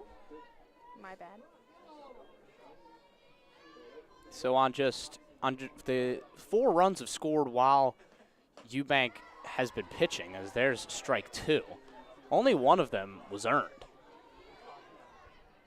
Interesting. Obviously, of course, a couple errors in the field from the Cardinals. Yeah, I mean, they're up to 3 errors now, and those errors really can just be what makes or breaks you. Yeah, obviously that error we talked about earlier in this inning, that one over at second, could have been an inning-ending double play, turns into both runners end up being safe. I think the Bobcats, all 3 of those runs happened after that error. Yep. So a real costly one there for the Cardinals, Ball State. 2-2 the count now with 2 outs as Eubank tries to work her way out of this inning. Fouled off and out of play right behind the Ball State dugout. We stay at 2-2. I think at this point, Keidel is going to try to keep battling while she's in that box, and she's going to probably keep fouling them off until she just kind of finds her pitch, that one that she really wants to capitalize on. But in the meanwhile, she's probably just going to keep kind of fouling them off and fighting away these strikes until she finds hers. You have to continue to battle. That's been the theme of the hitters today, has been battling, and that's a pitch where you talk about battling, right? That was one of those where she kind of seemed caught in 2 minds a little bit, didn't really know if she wanted to swing or not, but it's just a little check swing. You don't got to hit a home run, but you just have to stay alive, and that's exactly what she did. The Bobcats have done a great job of doing that today, of staying intact, staying in the box, and keeping at-bats alive. And it's allowed them to get those 8 runs on just 7 hits because they've had so many walks today. Here's the 2-2. That one is hit hard. And that is into the baseball field.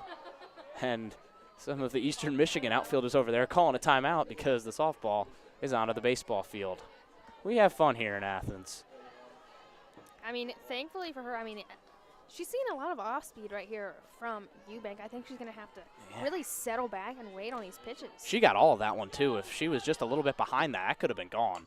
That was a little check swing over to second, and the play was made. Armenta Reeves didn't make that look easy. Throw was a bit outside, but Mata's able to corral it, but not before 3 runs come in the bottom of the 4th inning. It is an 8-1 lead for Ohio. We'll be right back.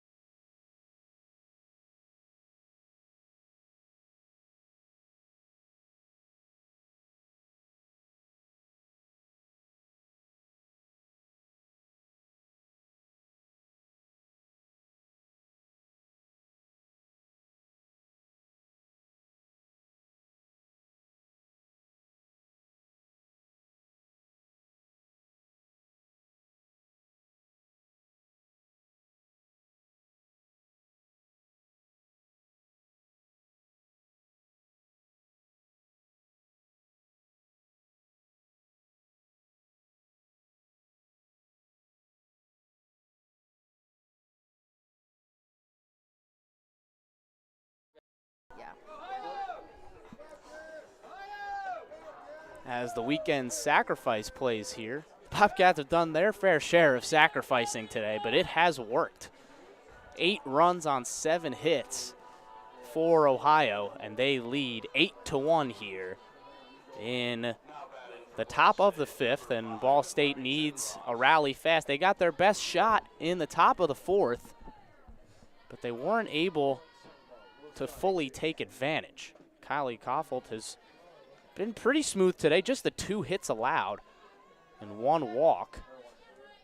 No strikeouts, but she has for sure done her job so far today. And through 4 innings, you can't ask for much more if you're Coach Hall. Yeah, and Remington Ross is up to bat now. Ross, it's only her second at bat of the day with kind of how slow things have been moving for Ball State. And earlier, she just had a little ground out to the shortstop, and you can see infield is playing in on her once again, kind of anticipating those. Yeah, you can see that slap hitting technique. She's doing that little run, and she laces one down the left field line. Foul. Remington's also a very cool name, by the way. I do have to say it's that. my dog's name. No, it is a cool name. It's got a nice ring to it, Remington Ross. Sometimes as a athlete, just having a kind of a intimidating name can work in your favor. Absolutely.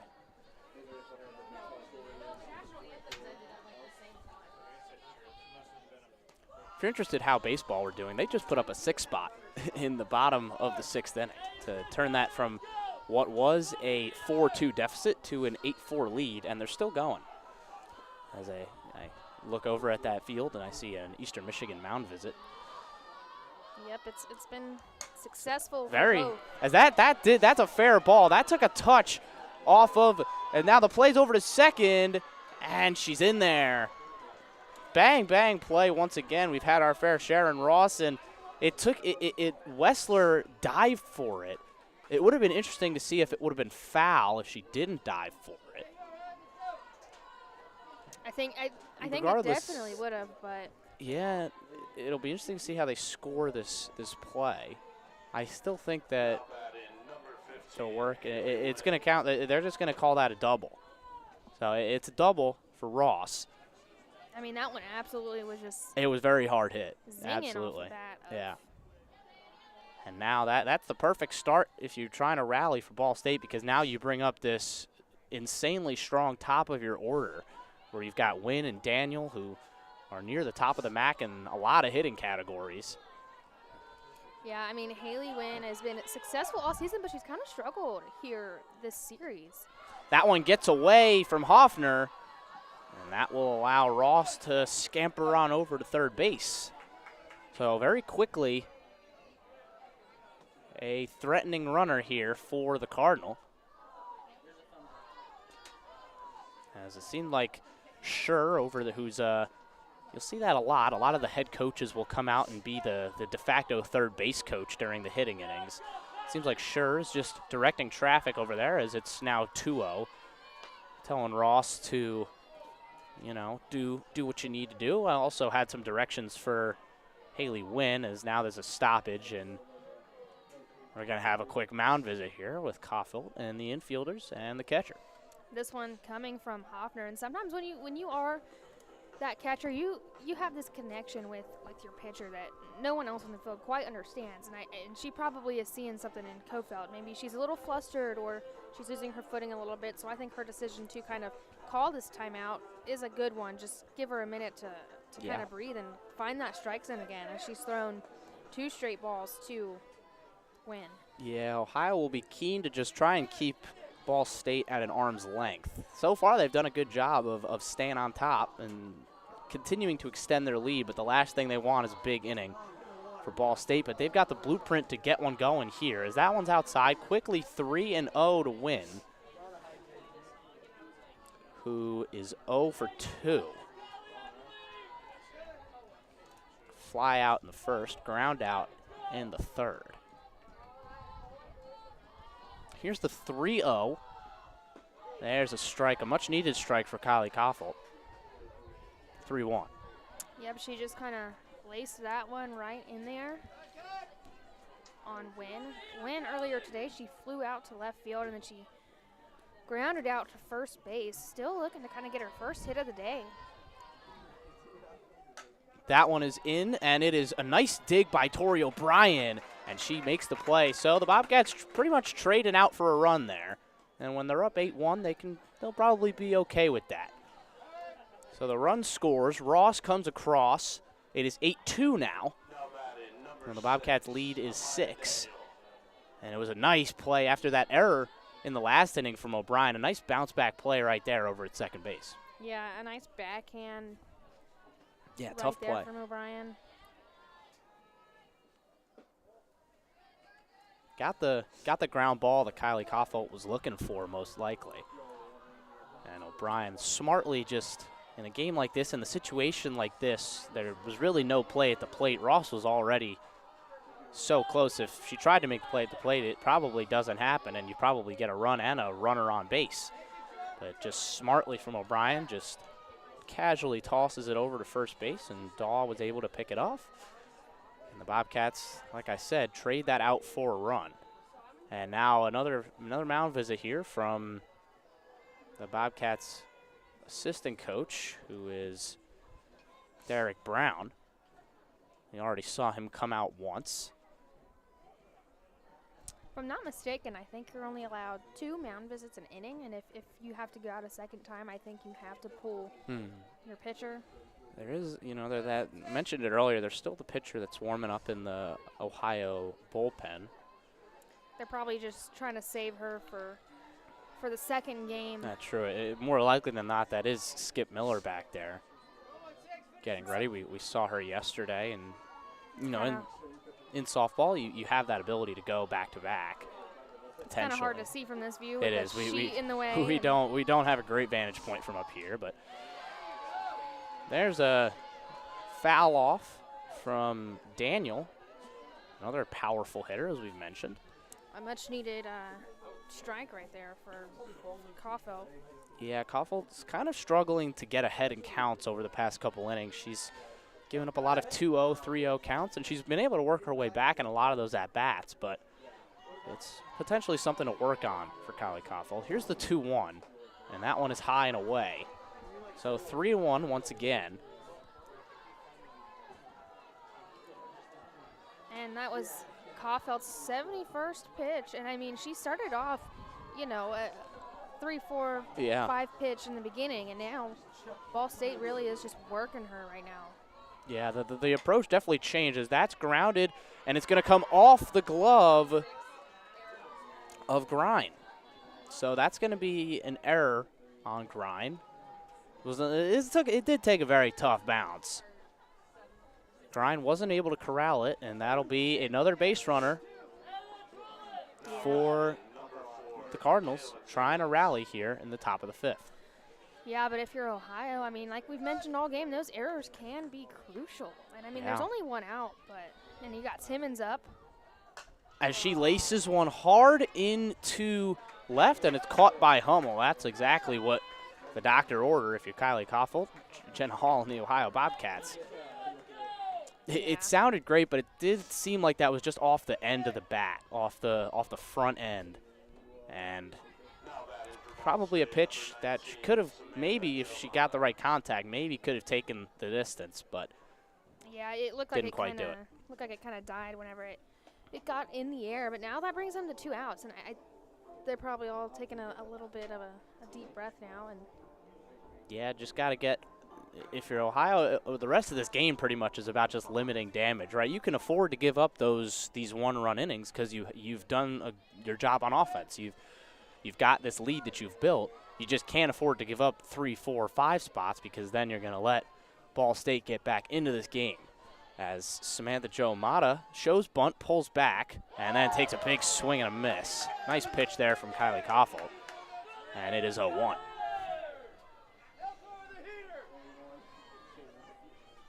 A nice little off-speeder to kind of start that one off for Koffolt.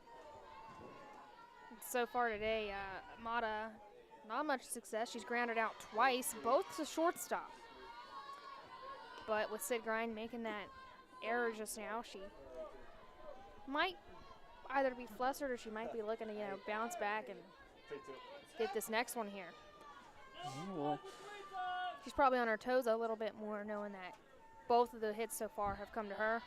yeah, another transfer she is from Alabama State. She laces one. This could get past O'Brien, and it does. Smartly, I believe, Daniel doesn't advance. I think if she tried to go 3, she would have been thrown out.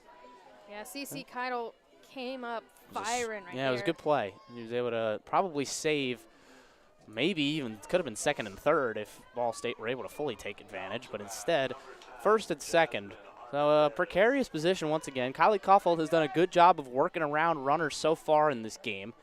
It'll remains to be seen if she could do it here in the 5th.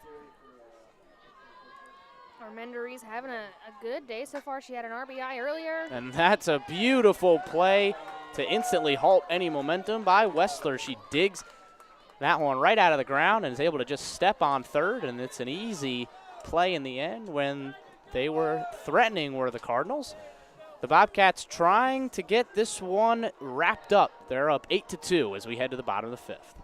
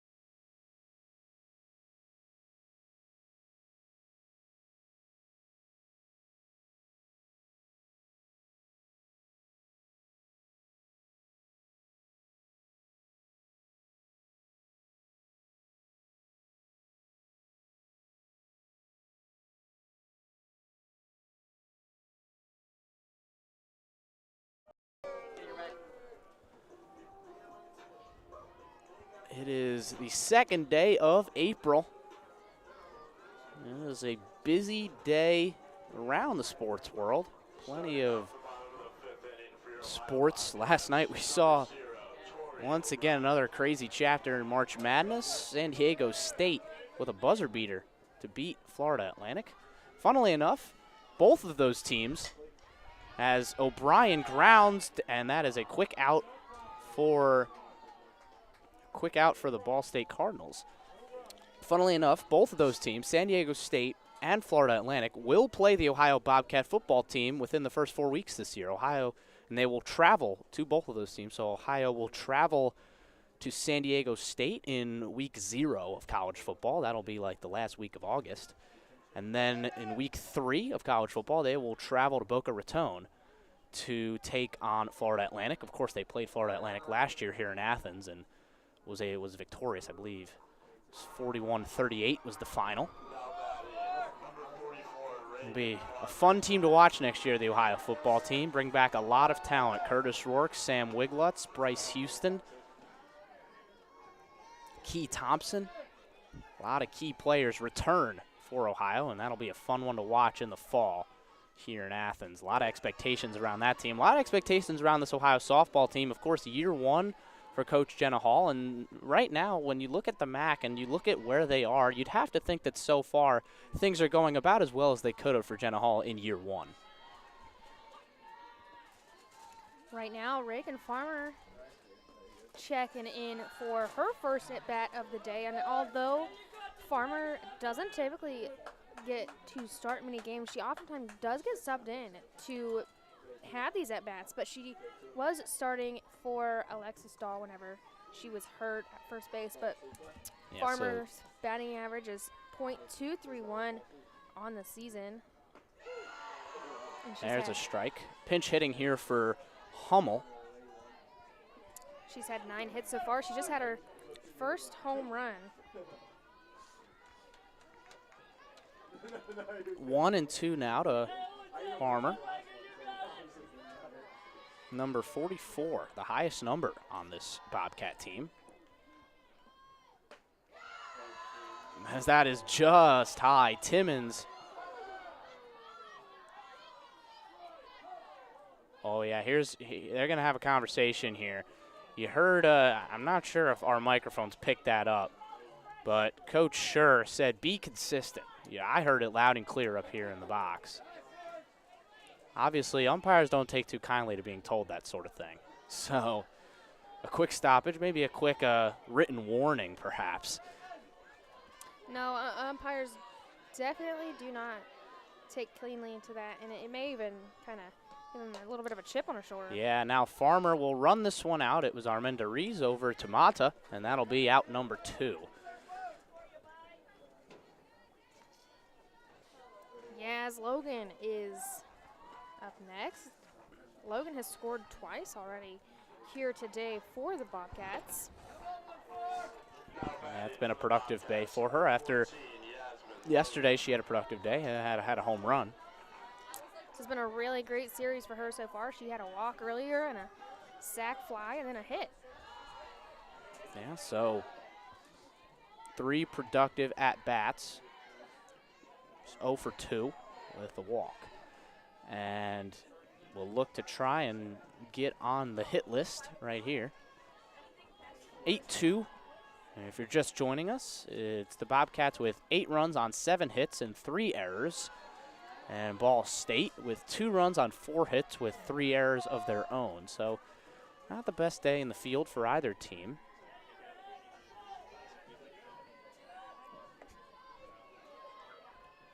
As Logan in the box, 2-0 the count. Eubanks still going strong. She's done a solid job with having to come in that tough spot where she did. And worked her way out of a couple of jams. Obviously did give up the 3 runs that last inning, but a lot of that was due to a couple errors in the field and not really her pitching. If the Bobcats aren't able to get anything rolling here, I mean, they already have 2 outs. This would be the first inning they haven't scored so far this game. And Logan takes her 2nd straight walk. They aren't able to get a base runner, and you know they're getting into those big hitters in their lineup with Paoli and Dahl coming up to bat. We know that those two both have the power to break this game even more wide open than it already is. And we're gonna have a quick mound visit here. It looks like nobody warming up in the bullpen. So it seems like the rest of this game is probably Emma Eubanks. Or Eubank. They're gonna make their way out towards the outfield. Yeah, it looks like it's gonna be a full team meeting right here. They're gonna stay right around second base right there. Yeah, it wasn't the head coach. It looked like it was assistant coach Karen Marr who went out there for that mound visit. Now Marr having a discussion with her squad. I'd love to know what they're saying out there, but it looks like Remington Ross is nodding her head. Must be trying to come up with some kind of game plan here. They're huddling in. Yeah, as we've got a fair few fans here in Athens. Rufus even in the house. As we continue to chug along here. This is, of course, game 1 of 2. We're going to have another one. We don't go too far after this game is over. We'll take a short break, of course, and then both teams will warm up again, and we will go again in game number 2 of the doubleheader today, game number 3 of the series, as Ohio looks to really establish their MAC authority. They took 2 series sweeps earlier this week, and they're going to try, hopefully today, as that one gets away from Timmons, and that'll allow Yaz Logan to chug on over to second base. So now with 2 outs, a runner in scoring position, that allows Logan to be more aggressive. And, you know, whenever you bring in your whole entire squad like that and have a meeting, that is not how you want to break out of that talk. No, not at all. And now potential opportunity to keep that streak going. And there's a strike. Good pitch from Eubanks. Just painted the outside corner. See it curving in right there at the very end with that tight spin coming in on it. And a little bit of help with the framework from Timmons behind the plate. Yeah. Timmons with a nice frame job. Paoli pulls back on that one. Doesn't matter. Still a strike. 1-2 the count. Here as Eubanks looking for a big-time strikeout. Would be her second one of the day. Paoli has struck out 7 times on the season. Staying alive. She fouls it back behind the stands on the right side, so it stays at 1-2. Although she has struck out 7 times, she's had 5 home runs, and she leads the team in home runs, and she also leads her team in RBIs with 30. The next closest one on the team is 17 in Alexis Dahl. So she has made it clear that she is here to hit. Absolutely. See what she can do here. She smacks one over, but it goes straight. And just a clap of frustration there as it just goes straight into Armenda Rees over at second base. And that will allow Ball State to stick around. They finally get a 0 on the scoreboard in the bottom of the 5th, and they'll come up in the top of the 6th here with a chance to try and make things interesting.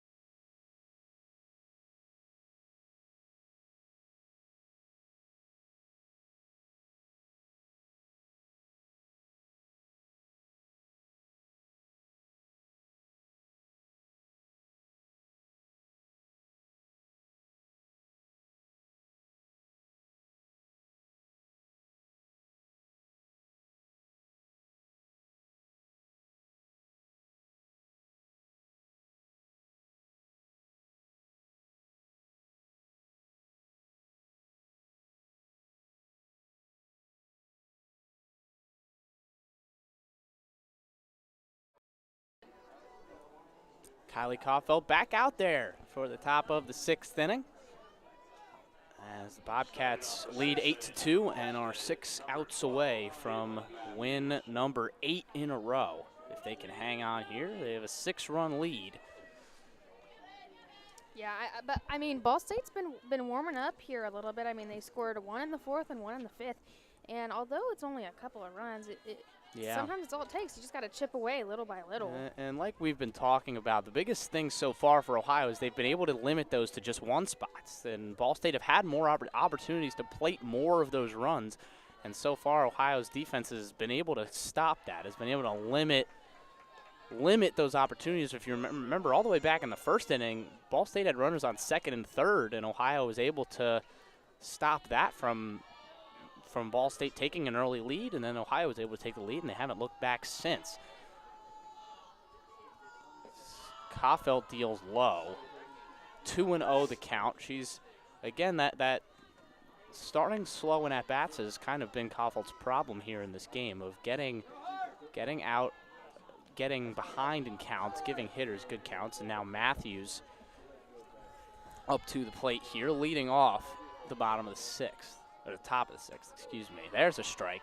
Nice heater inside. Yeah, and I mean, she's on her, 83rd pitch here so far. She's pitched all 5 innings, and she's allowed 4 hits and 1 walk. No strikeouts on the day, and she allowed 1 double. So, I mean, her pitch count is getting up there. There's strike 2. Gets that one by her outside. A little bit of heat right there in the kitchen, as Matthews trying to get a rally going. They've gotten positive rallies going in both of the last 2 innings, but they haven't been able to put up that big spot they need to get back into this game. Just takes the slightest of foul tips there. Stay alive by a hair. Sometimes, I mean, that's all you need is just to stay alive. Matthews hasn't had a hit yet because she reached base earlier in the game on an error by Tori O'Brien, and then she was walked her 2nd at bat.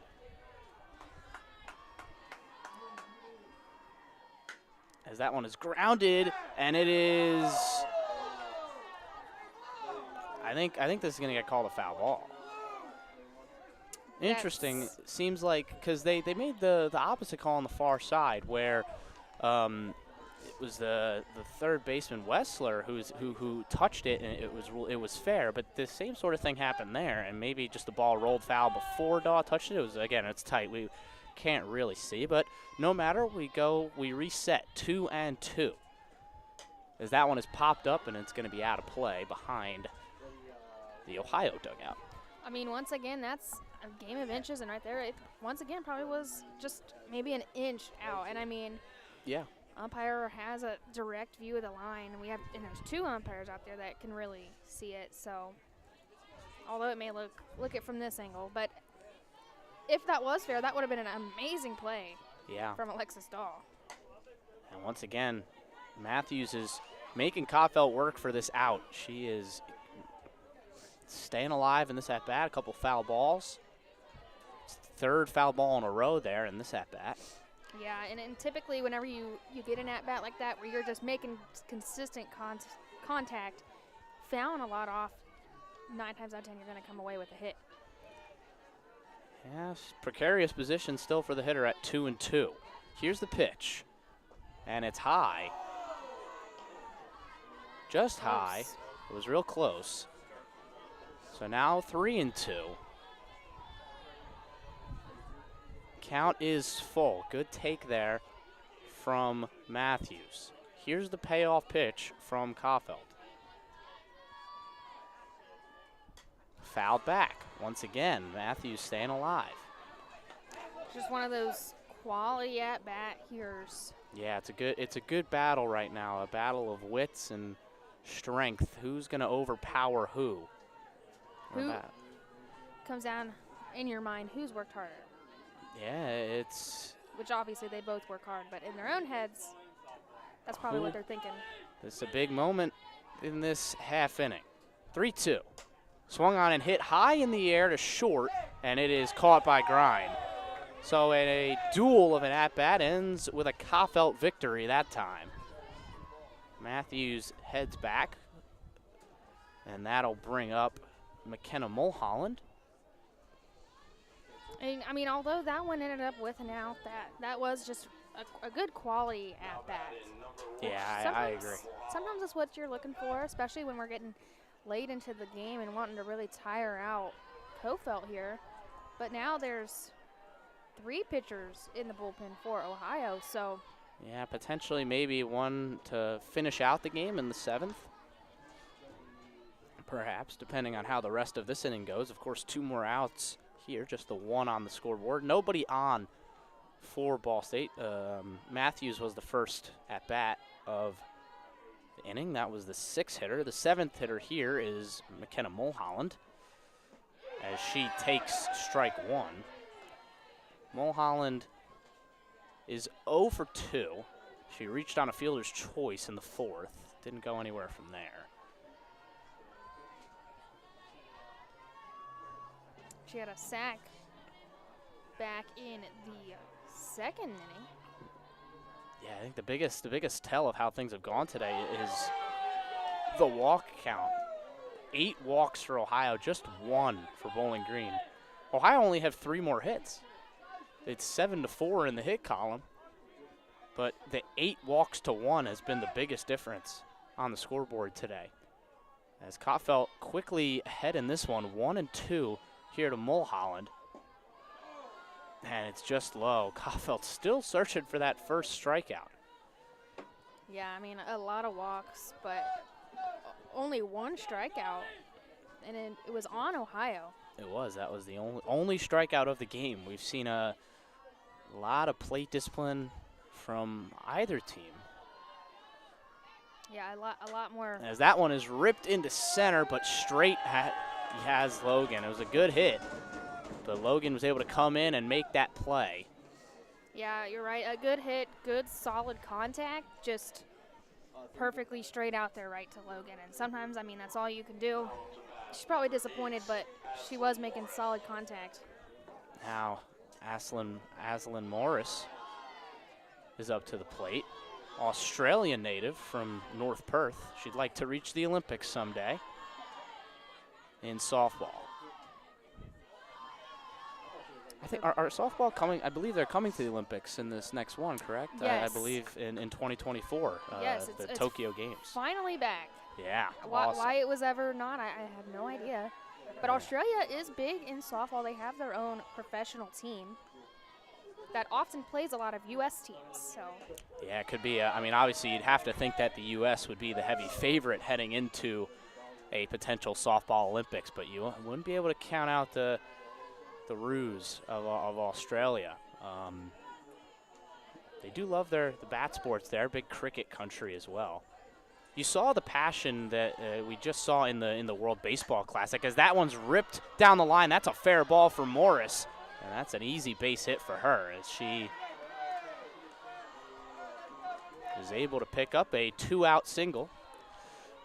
As I was saying, we just saw the passion of the World Baseball Classic, and we saw how those teams really rallied around, you saw in Japan how many people tuned in to watch the final between Japan and USA, and all the Latin American countries as well. The Caribbean nations like Cuba went far, Venezuela as well. So it's certainly something that could easily translate to the Olympics. As there's a strike from Koffel. It'll be really fun to see. It's a sport. I mean, baseball will be in the Olympics as well. It'll be fun to watch that sport be played for Olympic medals. And I'm sure softball will be quite the spectacle in Tokyo in just a year's time. It feels short because obviously the 2020 Olympics were pushed back to 2021 due to the COVID pandemic. And those Olympics it was a strange time. There was limited fans. It didn't really feel like a real Olympics. And now this, in 2024 in Tokyo, I'm sure we are in for quite the spectacle. There's a 1-2 pitch in there from Koffel, looking to get out of the 6th inning. That was a beautiful, beautiful drop ball right there from Koffel at the bottom. Just kind of fell out of that one as it came over the plate. And Ross, I mean, she had a double earlier on in the game. Yeah, she scored in that. That was in the 5th, the last inning. As there's a strikeout. Kylie Koffel finally gets that first strikeout. And we'll see if she comes back out for the 7th or not. But Ohio has the chance to pad their lead here in the bottom of the 6th when we come back.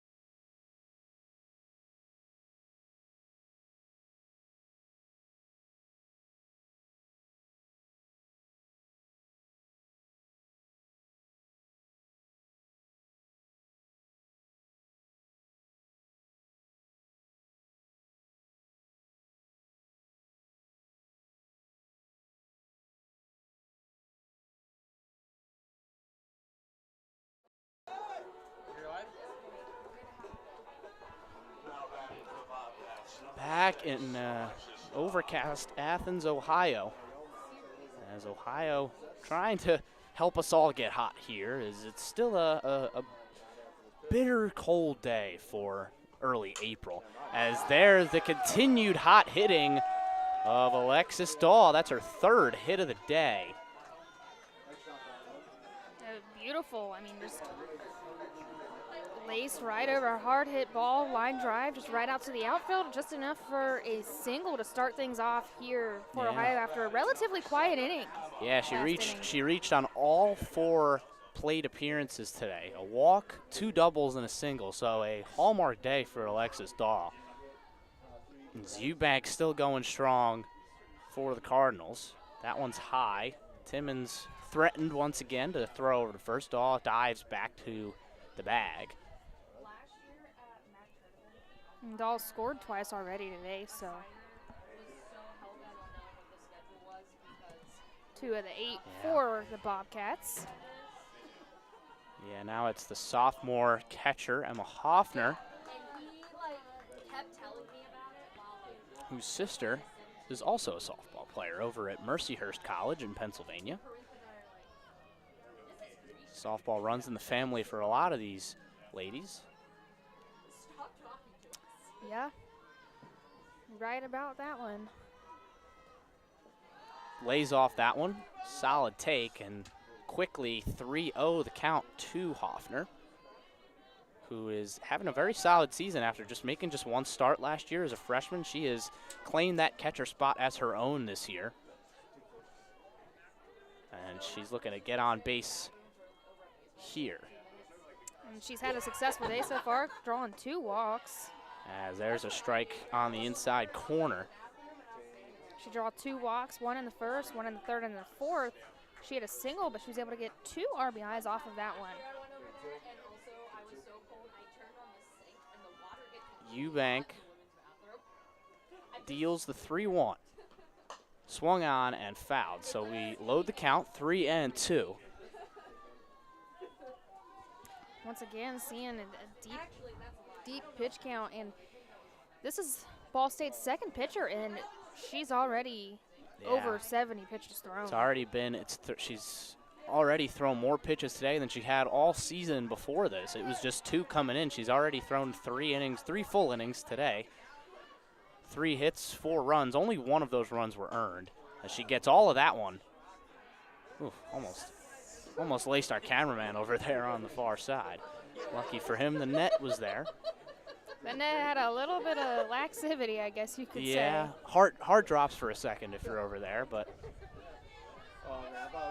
he did get it was, getting out ahead of it as a righty. That's where you're bound to get it. That's why that net's extended out there. And she lays off, just about lays off that one. And that will bring up Sid Grind. Yeah. She looked like she really wanted to, take a hack at that one. Yeah, so now I think we're going to have a pinch run here. For Hoffner? So, Hoffner checks out. Hoffner, the catcher, give herself a little bit of a break, especially seeing how she has a whole other game here coming up after this one. Of course, we aren't going anywhere. We'll probably get going about approximately a half hour after this game ends. We'll probably throw first pitch in game number 2. We'll, of course, take a quick break, and then we'll send out that second stream. Coming into the game now for Ohio is number 10, Emily Walker, the junior. She hasn't had many batting attempts on the season, but getting to come in and run is just as important. Yeah, it's big. Being able to just get an opportunity to get on the field is huge. And as there's a bunt laid down, really nice bunt from Sid Grind, and it gets away. In to score is Daw. Walker goes over to third. We'll see what happens here with the scoring. 1 run will come in, so 9-2 Ohio as they try.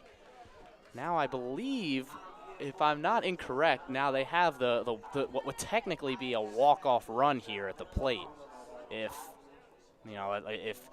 theoretically, if a home run comes in here from Shelby Wessler, we would call it a day, at least in this game. Wessler, she's had a great day so far. Her last at bat in the 4th inning, she got a single and was able to get an RBI off of that one. So so it'll go down as an error. It was still a great bunt from Sid Grind. She deserved credit for that. So it's another unearned run for Eubank. So 5 runs given up, but only 1 of them was earned. 4th error of the day for the Cardinals. Infield playing way in here. You can see they're almost at the mound. I think they're really wanting to protect the plate right here. They're kind of trying to anticipate a little grounder. Absolutely. And without a doubt, they're going to try to send this one home. Yeah, Wessler already 2 hits today and an RBI. Had that double in the 2nd, had the RBI on the single in the 4th. That one's outside. 2-0 the count. Both runners in scoring position. Cece Keidel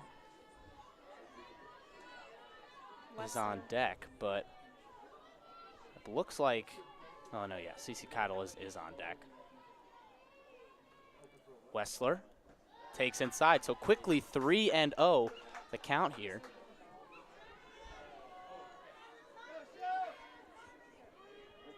Wessler, I mean, she's been hot all day. Yeah, one of probably, if it weren't for how good Dahl's been at the plate, she'd be the all-star hitter of the day, 2 for 3. Here's the 3-0. And that is just catching the outside corner for a strike. So Eubank staying alive on the mound. Bobcats have second and third here, up 9-2, trying to put the finishing touches on what would be another impressive victory. And it would be their 8th in a row. The 3-1 is in there. Nice off speed mixed in there from Eubank.